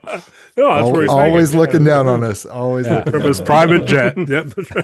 From his helicopter. Call back. My understanding is that Copperhead Road arcs quite a ways above Texas. Is it really? I don't know. Okay. But it sounds good. Dumb joke opportunity. I took it. Jeff, I thought one cool thing that you did with the artwork, where you're just showing the inside where all the handwritten lyrics are and the little designs and the photos, is that in our Dingees chat, ever since we've gotten the records in our possession, Jeff goes, I don't know if you guys noticed, but this is kind of what I based the insert off of. And if you have the vinyl of London Calling by The Clash and open up where the lyrics are, it's very influenced by that. Yeah. Really? Yeah. I knew I had a lot of photos to work with and a lot of lyrics to work with and a big spread to do. Jason was like, let's do a 2-page gatefold insert. And my mind just immediately went to the two individual sleeves for London Calling. There, it's all the lyrics and a few photos just at like a, I don't know, An angle. 15% angle. Yeah. Yeah. So that was the inspiration. And also, fun fact, I scanned in there's in Sandinista, the record after London Calling, there's this big gatefold newspaper in there called the Armageddon Times. Oh man. Armageddon Massive, it was not inspired by Armageddon Times, but obviously there's a connection there. And I just like scanned in a lot of the weird little elements from there to use as kind of texture and stuff like that. So That's so great. I love that. Kind of connective tissue to an inspiration, right? Yeah, absolutely. Armageddon Massive came from a rave flyer that Pegleg found someplace. Oh, really? It's It's like somebody else coined the term. Yeah, he still has it somewhere. And there was this Yeah. rave in '97 called Armageddon Massive. And I just looked at it and I was like, that's a great name for a record, our record. Yeah. So that's where that came from. Yeah, it's like one of those moments where it's like there's not this deep meaning behind it necessarily. Yeah. It's just like that just sounds cool, you know? Yeah. It's deeply entrenched at this point, but like nothing that like it doesn't mean anything in particular other than that's a very cool name. Yeah. I mean, I'm sure I had Armageddon Time on my mind when that's what like connected it in my mind. But yeah, like you had the record, you liked it. Yeah. I love that. Hey, speaking of kind of dumb jokes, can I do something here for you guys? You tell me how dumb this is. Oh boy. Do we have a choice? No, you don't. Better be super dumb. You guys have the chat open there? Can you see what I just put in the chat for the images? Okay. I was thinking about it because you talked about London Calling, and I had first started out with like I didn't really care for the dark blue. Like, what if it became like more like a sea foam or like a like a powder blue? Like, what would that look like? Don't hate me, Jeff. I had to satisfy my own curiosity. But then I was thinking, what else is kind of like powder blue? Like, what if it was pink? That's the same pink from that new art there. But that really kind of would go with the London Calling. So now I haven't done it yet, but maybe by the end of the call, I'll have one with the London Calling colors and have them like reoriented or whatever. Who knows? No, I love How it. much do you hate me, Jeff? No. This is great. This is what I did. I scanned the logo in and I just started clicking through colors and I had some options. I might have even sent Ethan a few options to be like, what do you like best? Maybe, yeah. We zeroed in on the yellow just because it's just like it merged really stands pops. out, yeah. Yeah. But if we make a T-shirt, it's going to be like hot pink. Yeah. When this record sells out and the masses demand, especially more. after this podcast. Yeah, that's when Armageddon comes. Yeah, that's when we'll change it up to the pink here. I think. There we go. That's right. That's right. That's like a stretch goal. Yeah, second pressing has the pink. Exactly. Yeah. Or we pink vinyl, pink art, everything. For years on my wall, I had the Elvis Presley record and London Calling framed next to each other. Do you know that? Yeah. Okay, you know that's where it comes from? Well, so I just discovered it recently. Okay. I'm kind of a dumb guy when it comes to music history sometimes. Like when I discovered that was the case, I was like, wait, that looks kind of like the Clash record. But then I was like, wait, which one came first? I guess so they were inspired by Elvis for that. That's I have first record. The great Graceland whiskey glass today. So there you go. Well done. There we go. Tied it in. There we go. Nice. And my wife and I were just watching the show. We're caught up on the show Paradise. Oh yeah. I don't know if you watched that show, but there is a Graceland connection in season 2. There we go. Look at us.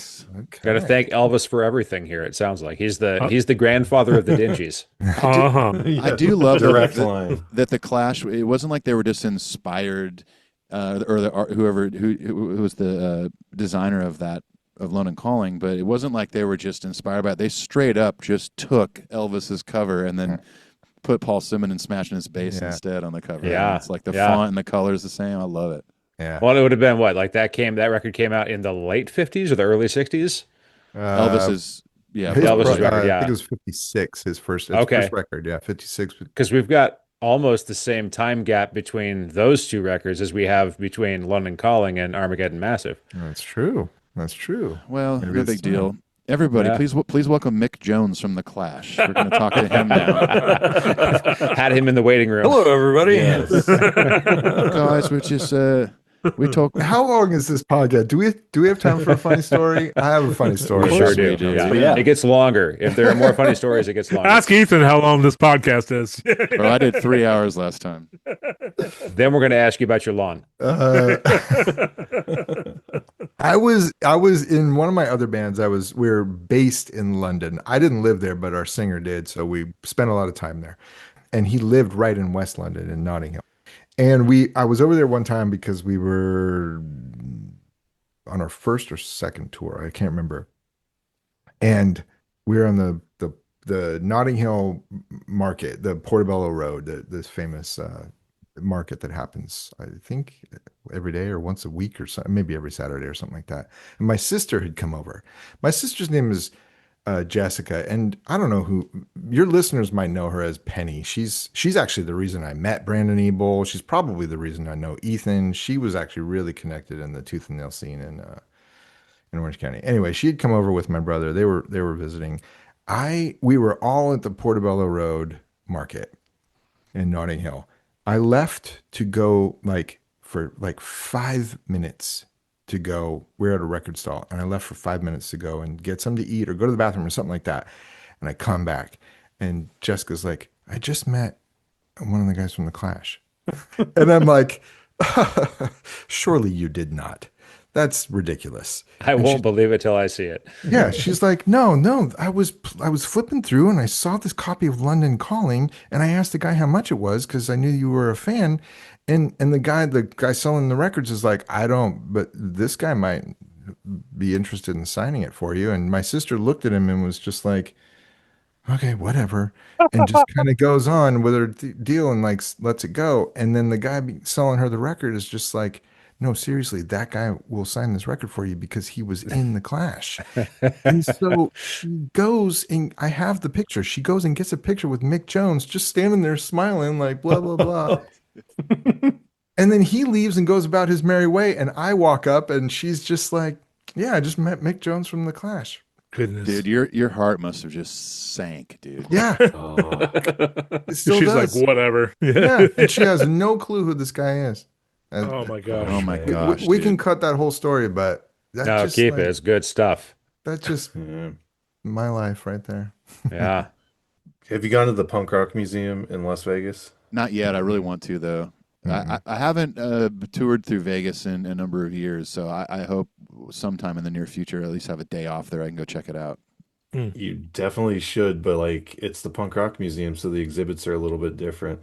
But one of the artifacts they have is it's claimed to be Joe Strummer's last bag of weed. It's just behind glass in there. There it is.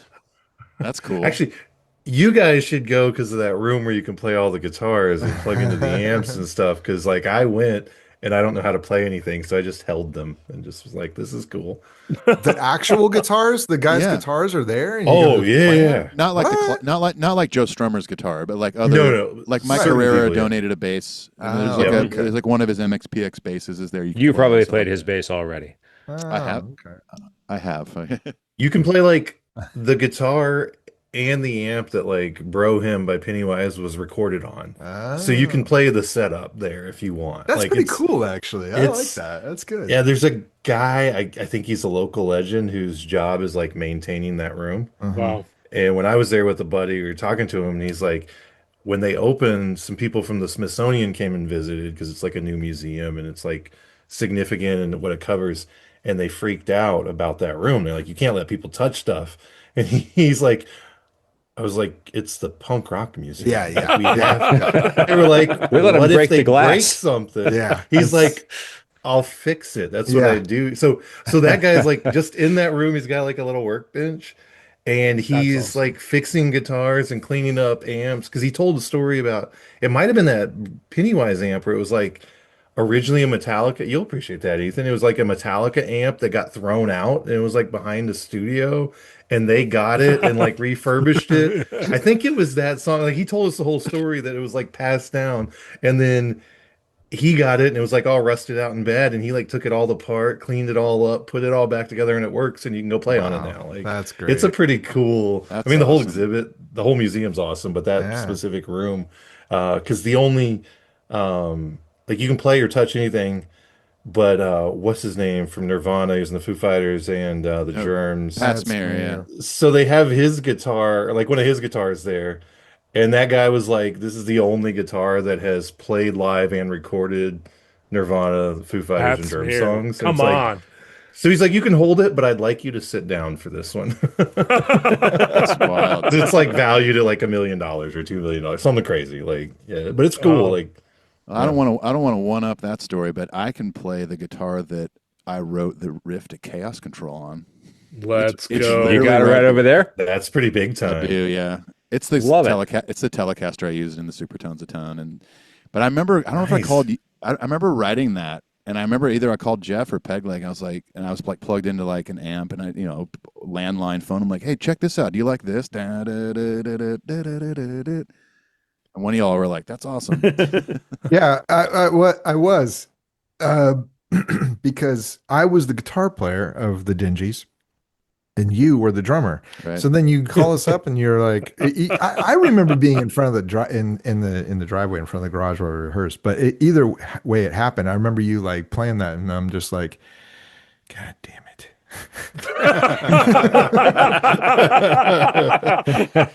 and then Brandon Ebel's like, yeah, this is going to be the single, and I'm like, God damn it. Split the royalties even. Yeah. Oh man. But it was undeniable. It was like, yeah, that's really, really good. And it did end up being really good. The only thing, and I told the story in the liner notes, the only thing I did was I had just learned that like the power of the Sex Pistols was just slowing everything down. Like, just like, it's great rock and roll, it's great punk rock, but it's like their power came from slowing things down. Oh, I probably wrote it way too fast. and so, but here's the thing. Yes, it was too fast for me to play because I'm not as good of a guitar player as you are. So like, I'm just like, why don't we slow this down? I think the Pistols, blah, blah, blah, blah, blah. So like, we slowed it down and it became our song. But like, that's what I might have even simplified it a little bit too. But yeah. Ethan wrote the lead riff of our big single. Yeah. That was I only wrote. I mean, aside from like any specific drum parts that weren't just a typical, whatever beat. I think the only thing I wrote on there was the bass line for "Could Be Worse." Do do do do do do. Oh, did you? Do I wrote that too? Yeah. Oh yeah. Yeah. You're Yeah, welcome. nice. You're welcome, Bean. It was actually a pretty good mix of a lot of things going on. Pegleg wrote a lot of the songs. Like he came to the thing with like the really rudimentary chords for most of the songs.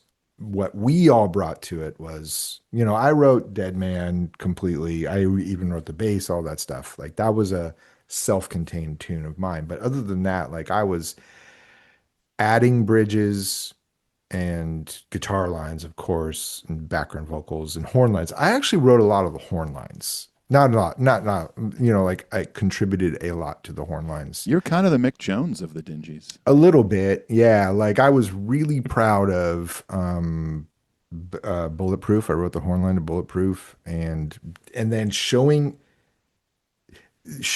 like describing the horn lines and the descending like counter lines and all that stuff to the players in Hepcat, and hoping they wouldn't just see straight through my bullshit and just be like, who is this guy? What does he think he's talking about?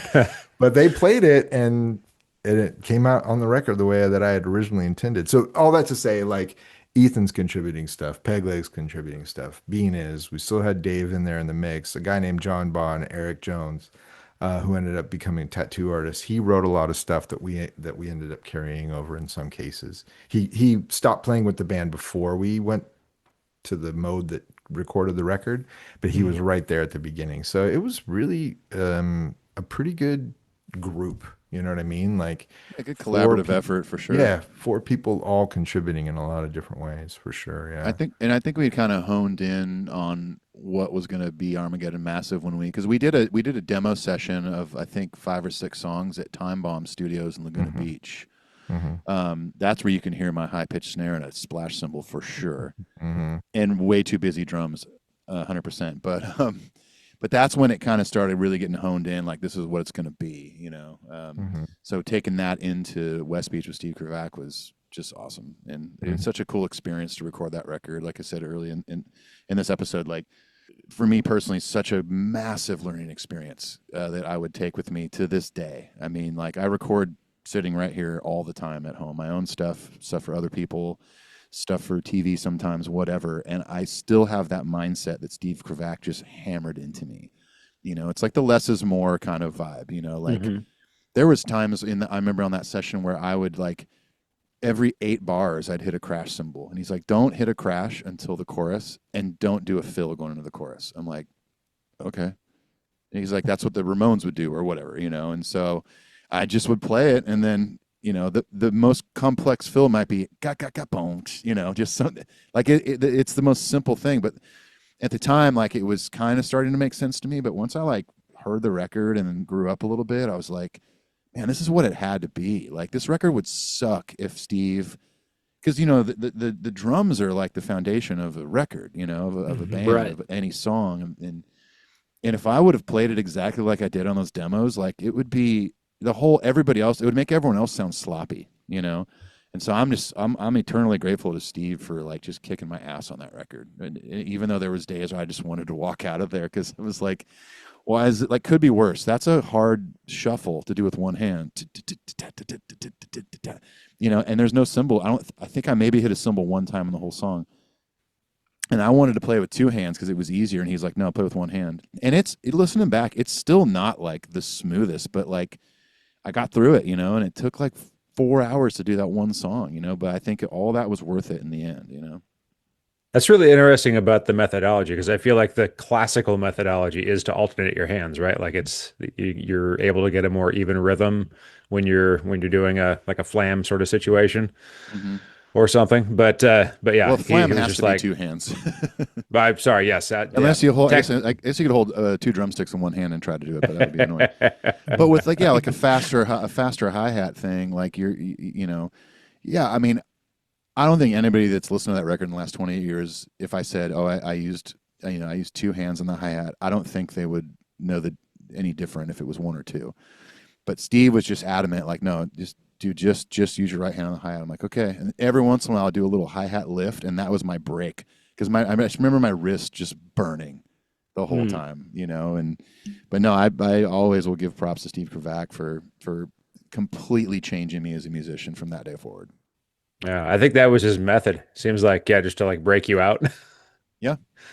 Agreed. Yeah, and that's kind of a good point about like simplifying it, because I know every now and then like a band will put out like, oh, here's a demo of this song we're working on, and then you get the studio version later and it's got all this added stuff thrown on top of it, and it just kind of, I don't know, like I tend to go back and be like, shoot, I like the demo a lot better before they added all this extra stuff that just kind of is getting in the way of the song. Well, I think sometimes too, like there's a term we have, in like the songwriting world and stuff, just called demoitis, where if a writer has a demo and they've been sitting on it for months and they've listened to it 200 times, then you get in the studio and a producer is going to come in and do his job and produce it, and maybe that means some rearranging, maybe that means a tempo change, a key change, whatever. Usually that artist, it takes them a long time to come around to it, because in their brain it's that demo version. Yeah, that's how it's always been. Yeah. Yep. But so the opposite would be true with like this record, for example. Like you guys have never heard the Time Bomb Studio demos ever, right? So right. If you guys heard those, you'd be like, oh man, it's cool, but man, it's a lot busier, and this and that. So it might be the opposite. You're like, oh yeah, Armageddon Massive as it is definitely way better. That was the right call. But if you had heard those demos for 6 months straight before we recorded the record, you might prefer those. Who knows? Yeah, and I think that's kind of what I was getting at with the simplified version is sometimes the better version of it. Agreed. Yeah, I mean, 100%. Yeah, Steve, he did what a producer does. He was engineering, he was producing, he was doing everything, but what he was doing was just like stripping things back to then build on top of that. I think I got this role because I was the oldest by like a year or two, I was 23. You were what, Ethan, 19? 19. I turned 19 recording that record. Yeah. Yeah, I was 23. The other guys were 21, I think, or something like that. And so I think by sheer uh, default, I got kind of moved into Steve's going to look at me if he needs an answer from the band in general, you know what I mean? And so there's a lot of pictures of me kind of just sitting next to him at the board making decisions and stuff like that. And so what that really meant was he needed somebody to be like, do you want to do this? So that I could say yes. He was going to do it. He knew what he wanted to do. He just needed like a sounding board to kind of go back and forth on, because he knew he had those demos, he knew what was there to peel back to and then start layering on top.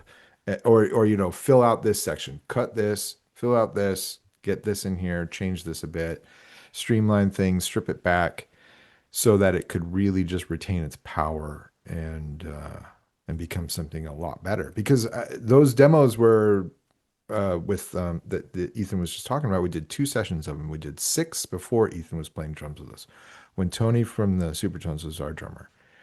And then we did 6 more tunes when we had, because of scheduling and everything, the Supertones were just getting too busy and too successful. And so Tony and Dave and Brian Johnson was Brian on the first record of Supertones? No, he was only on the third record, actually. Kevin was on the second record. Oh, okay. So all those guys got too busy. They had to go do their own thing. And then we kind of transitioned into what was more like the classic the first lineup, the classic lineup of the Dingees. And we just kind of started reshaping everything. Like we talked about right at the top of the call, like a little less of the frenetic kind of ska core hard rock stuff that we were doing, and hearing more classic reggae, more classic ska music, more classic rock steady, and really kind of like drilling down and refining and getting to what we wanted to do and wanted to say, and then building on that. You know what I mean? Mm-hmm. That's kind of what Steve, I called him in the liner notes, I call him the great filter. He was just like, if we came to him with 10 things, 3 things stayed and they changed and we built them out better. Like that kind of thing, Yeah, I mean, I think a really good producer is like a great teacher, or even like a really good chef. Like you might come into the kitchen with all these ingredients that you think are going to make this great dish, and a really experienced chef is going to say, hey, that spice, that's going to distract from this taste, and that's going to distract, and this is going to amplify this taste or whatever. That's just what a producer does. They just have the experience. They've worked on enough records and dealt with enough personalities and songwriters and musicians on any level in their career that they can sit back and hear the demos that we did at Time Bomb and go, okay, yeah, that needs to go. I can hear that now. As now that I'm a much more experienced musician who's been on the road for as long as this record's been out, I can listen to something, or if I've ever helped out a younger songwriter and they play me something, I'm like, hey, ditch that part. It just sounds weird. It's like, oh, well, I like it. I'm like, I know you like it, but it really distracts. It's not a good, it's not a good part going in. It doesn't lead us into this chorus as well as it could. We can improve that. It's just little things like that as a songwriter or a band member or just the musician, like you may not be really as aware of as someone like Steve. Like Steve just has that experience, and you want to listen to people like that. Obviously there's producers out there that like, I think they're, more like taskmasters and my way or the highway kind of thing. Steve was really good at taking our ideas and just making them better. I remember him being very fixated on your transitions especially, because the drums were the connective tissue between verses and choruses, et cetera, et cetera. So especially because we started with the drums, I seem to remember we recorded for 30 days and I seem to remember the first 10, the full third of it was drums. And just getting that right, because you said it, but you said it a second ago. It's like, that's your foundation. If you don't have that foundation, everything you put on top of that is going to have a greater chance of falling apart. Agreed. So So he spent a lot of time talking to you about like when you go from the verse to the chorus, do this, or simplify it and pull back and just do this simpler thing or whatever it was. Like he was getting, you had the basics. He was just fine tuning the details. And Steve's a drummer. Yeah, yeah. That's the thing. Like Steve actually played. Like, if you like the second Dingees record, Sundown to Midnight. That's after I was out of the band. Steve played all those drums on the second record. So I'm not only getting directed by the producer who's hired to do that, but I have to consider he's also a really good drummer that's better than me. So I still think I got really lucky that he didn't call someone else in. I think he made. You say that every time we talk about this. I'm serious, man. You say that every time we tell this story. You're like, I'm so glad I played on every song on that record. For real though, because look, I've worked on records where like guys have gotten replaced, and it's not that they're a bad musician. It's just like, man, you're just not nailing it. You're not playing what's needed for this record. You're playing. You're still fixated on. You're playing what you want rather than what the whole record needs. And I think Steve must have just saw my determination or something. Like he's gonna get it. If this takes 6 hours, it takes 6 hours. I even told him on the phone yesterday when he was talking about the record a little bit to me. He's like, "Man, this is such a cool point in all of our lives," and blah blah blah. And I said the same thing. I said, "Man, I'm surprised you didn't fire me." Dude, I said, the experience that I've had over the last 28 years, like if I had like a week with those songs and I'd never heard them before, not even a week, or I chartered them out or whatever, like I could probably record that entire record in a day. Being the musician I am in 2026, wow. They're not hard songs. You know what I mean? There's nothing hard about them. And being the player that I am now, whether it's on guitar, drums, or bass or whatever, I could knock that out in I would say 2 days maximum now. It's really not a hard record to learn. But being a 18 turning 19-year-old in the studio, and I was nervous. I mean, it was my first experience in any kind of real studio. Like we had done some demo stuff, and I had done a little bit before that with some other buddies with local bands, but this is a real studio, and we have a month, and there's a budget, and we're on a label, and we're in Hollywood, and it was just like, it was intimidating, but I don't know, like, I think I just, like, I felt it as a challenge, and I accepted the challenge, and I'm like, I'm going to keep doing what he says until it's right, and all that was the right call by Steve. How many producers have you guys worked with that have that blend of, like, excellence where they're able to get the thing and focused on doing it well, like can just call up the Hepcats when you mention that horn line, but also have that space to be like, okay, this 18, 19-year-old drummer's got what it takes if I push him hard. Like, that seems like a really special skill set to both create space for someone to grow into it, but also know I can just fill it up with studio musicians and crush this thing right now. And to have the patience to do both. Does that make sense what I'm saying? Yeah. Like, I think most is that common or is he unusual? No, I mean, no, I think that's common. It depends on the type of producer, I guess. But at least the people that I've worked with over the years, like I'll use my friend Paul Moak as an example. He's a producer here in Nashville. He currently plays guitar with heart. He's just an all around badass. Nice. He did my reggae record, Let It Burn. He did one of my EPs. He mixed my instrumental record. He's one of my best friends. He's an amazing musician, and even better human being. But he's that guy like Steve that he'll push you, and he doesn't have questionable magazines laid out around a studio. I'll say that. But he's the guy that I actually was on a session. He hired me to play drums for this band from, I think they're from Houston. They were big fans of his work, and they saved up money to go record with Paul Moak in Nashville, and he brought me in. And he sent me the demo, so I was able to like chart him out and like kind of wrap my head around him a little bit. And I can't remember her name off the top of my head, but there's a bass player, there's a female bass player, and I saw me in her because it was the first time she recorded in a real studio. She was a talented bass player, but you could tell she was like overplaying and stuff like that. And so I kind of watched Paul work with her a bit, and then at one point, her and I even had a conversation.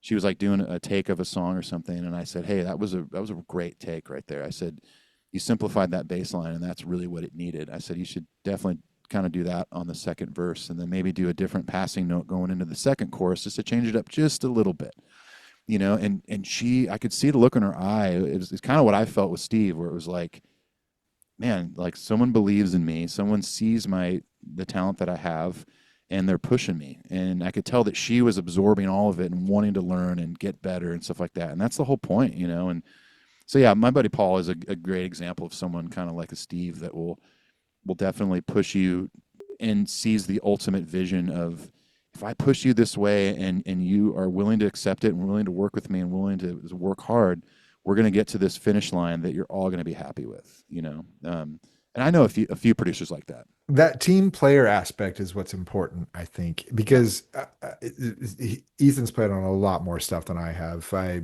have been in and out of professionals situations to varying degrees over the years, but that really is what it comes down to, is that, like, even with Steve or anybody else I've worked with, when they come into the room and they're frustrated that you're not getting something, it's not out of the good ones. It's not like, what's wrong with you? You're not hitting it. It's, I know you got something better in you. We're going to make this the best that we can. I'm going to make you do it again, but come on, buddy. Like it's a hugging way of pushing you forward. Yeah.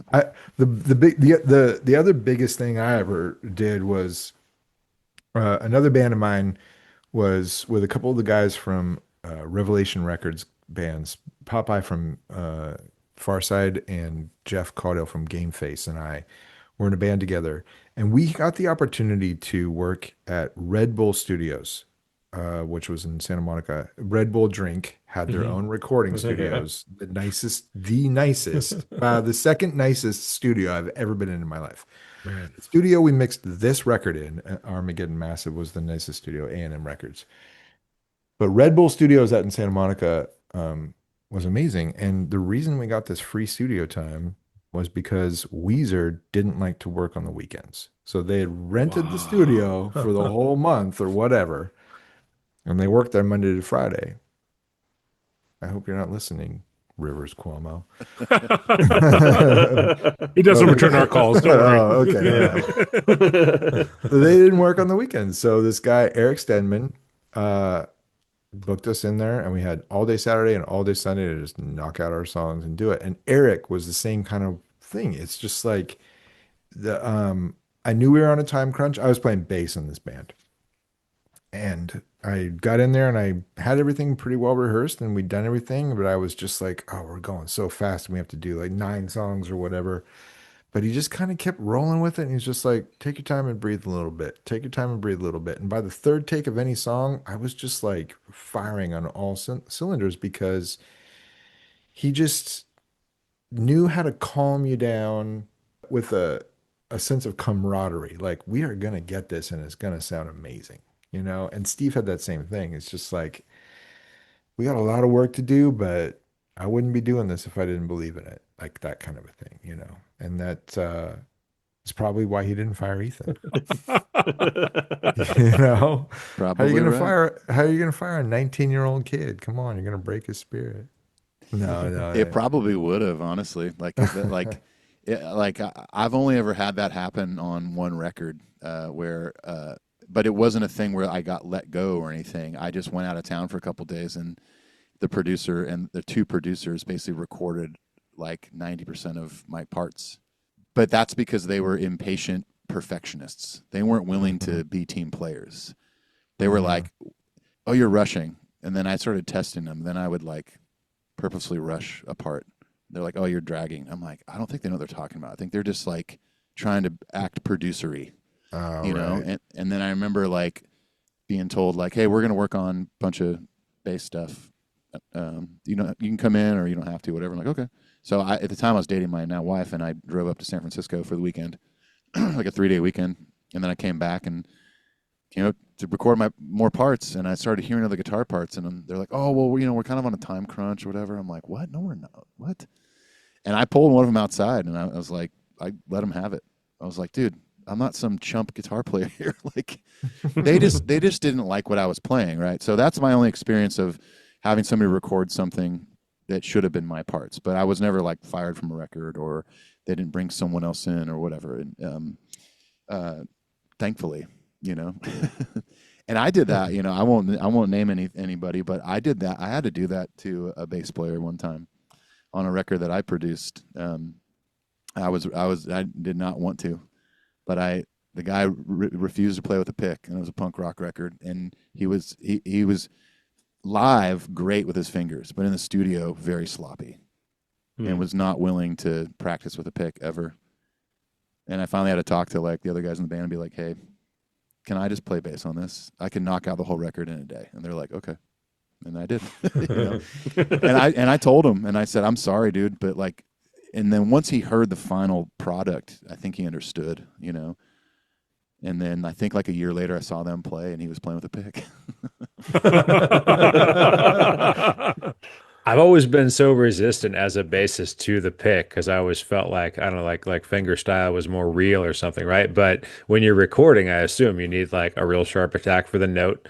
Is that the biggest thing? Is it just like it's the audio quality? I think it comes down more to style and feel, if anything. I mean, I'm trying to think, like with my own music, like on my like reggae record, for example, reggae kind of ska record, that's all fingers, because that kind of music, especially I was, not that my voice is, you know, old school reggae by any means. I'm not Jamaican. I will not ever fake that accent on a song ever.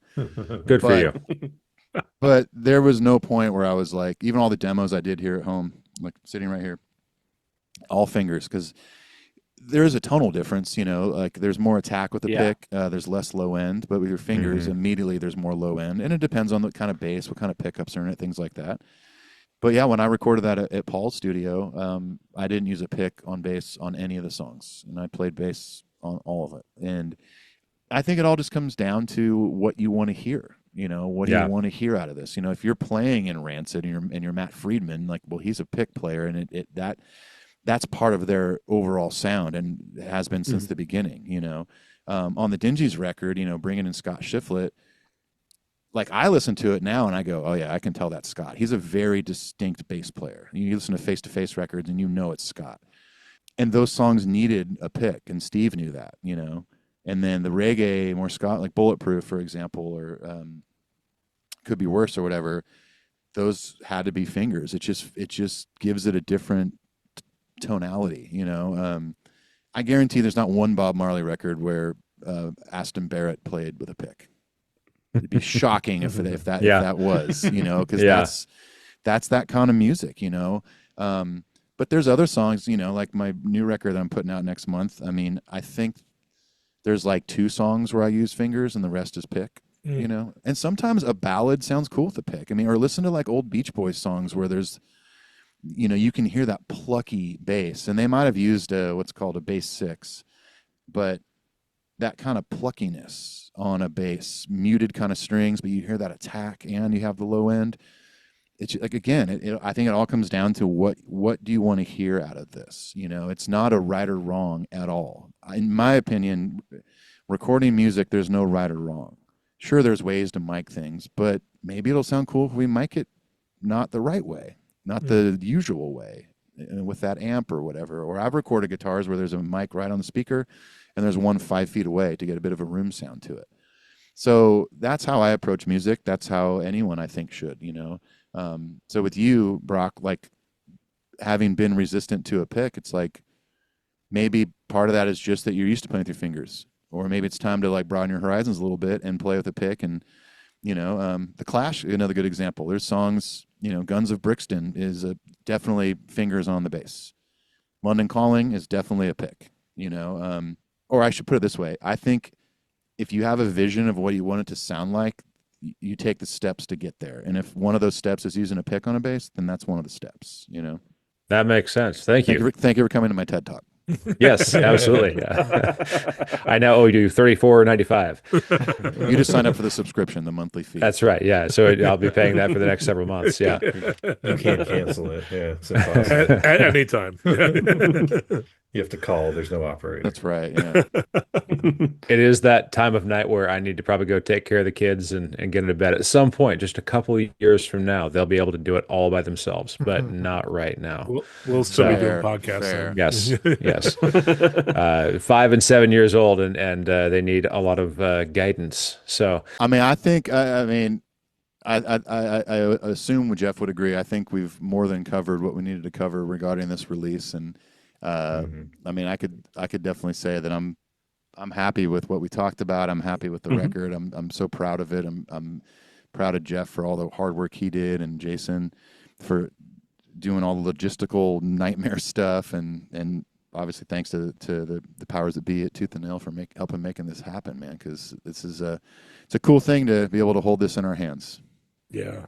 It certainly is. And I think that's an important thing that you just said. Like, thanks to Jason and the people at Tooth and Nail. I mean, we would not have gotten this together without those folks. And it really feels good to hear it the way it is been remastered, to be, like went on and on and on about, to be able to say that I was able to, revisit the artwork and expand it and just like tell the stories too, all the guys sent me all this language about their experiences making this record, Pegleg and Ethan and Bean and myself, and just to be able to revisit this very, very pivotal time in all of our lives.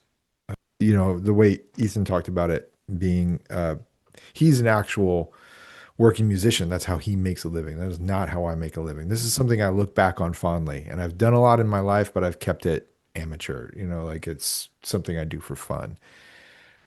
To varying degrees, it's been a bit of an income, but this has always been something fun for me. And so to be able to have something taken so seriously by so many people that happened so long ago in my life, and have people actually take it seriously. I will tell this story actually, if we have 2 minutes. Oh, absolutely. On the weekend, I was at a fundraiser up in Austin. It's about half an hour away. So we went up there, and my fiance, we're getting married in April. She is Congratulations. Thank you. She is a very successful musician in the Austin scene. She has a band called Van Mary. And she was performing with her other band, Harry and Emmy. It's like a country duo. And I was standing there. I was talking to her. It's a few minutes before she was going to go on stage and perform. They'd asked her to perform for this fundraiser.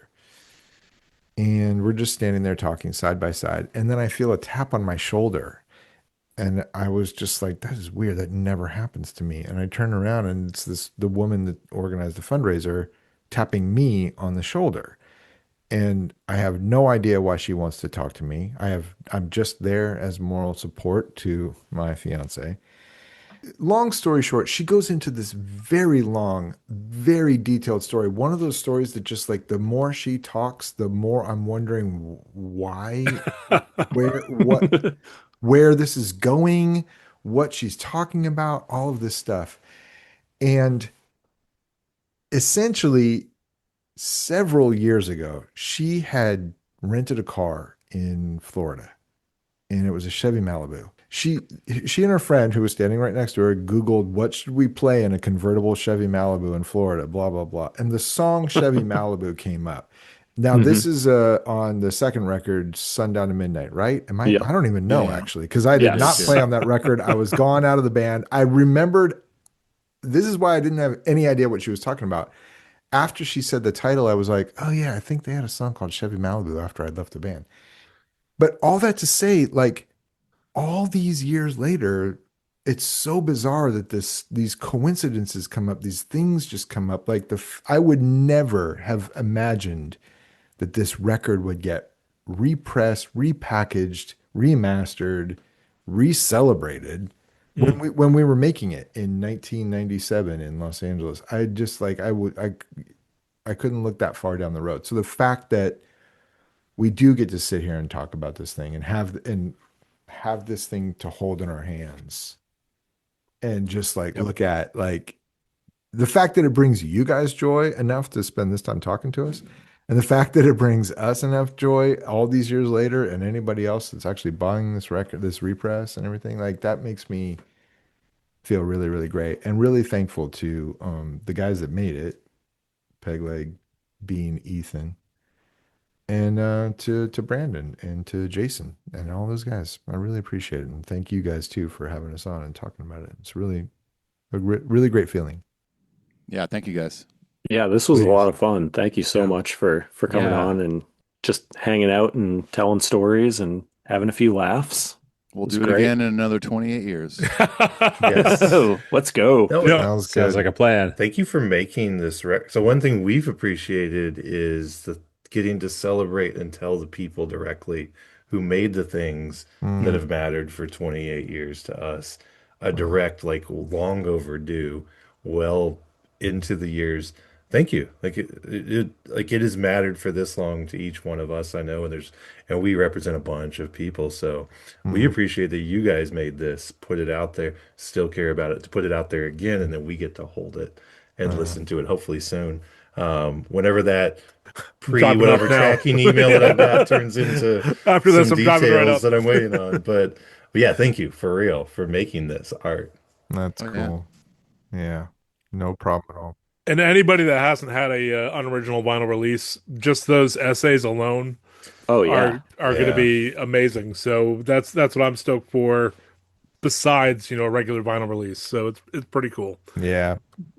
Jason really does go above and beyond, and I hope I hope I'm not leaving anybody else out, but like I'm just know that when I say Jason, I mean Unoriginal Vinyl and everything they do to put these things together.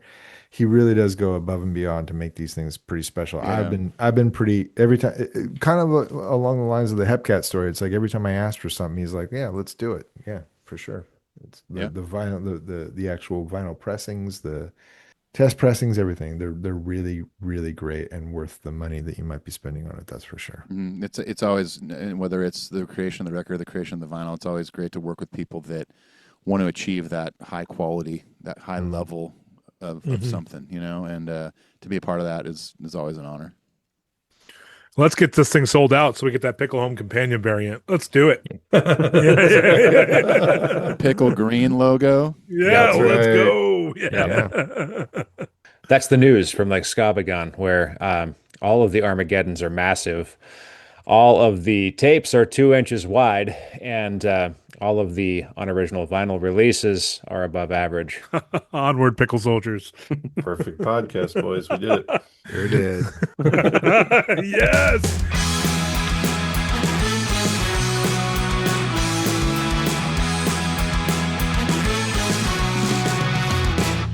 I'm a punk rock prom queen, brown paper magazine, hotter than you've ever seen, everywhere and in between.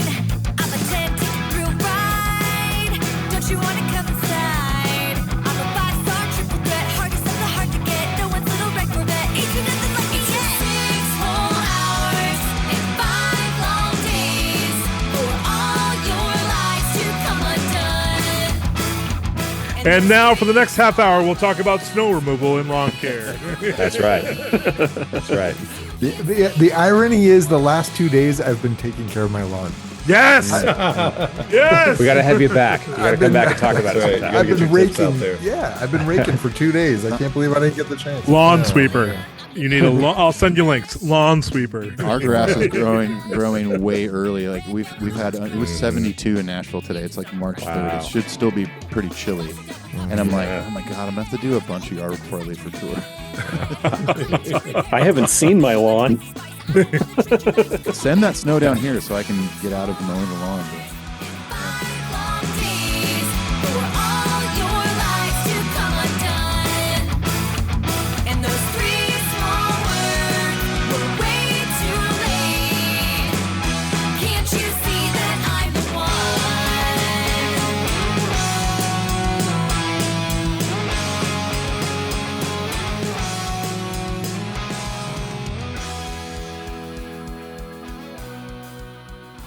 Now I feel terrible.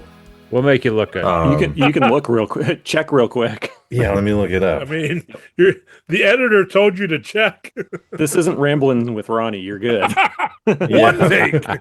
How did you guys listen to that? Are Yeah, you it was furious at him the way I am now for being so good at it? Without How good any, is he at podcasting? He's right? also podcasted. He a few didn't times. stumble at all. That bastard. But what Nor if did he he did fall. stumble? What if he did fall? What What if he lost? What if he his made step fools of us all? and he made fools of us all? Would He's his done love that, continue? right? Like Yeah. he's made fools of us. Yeah.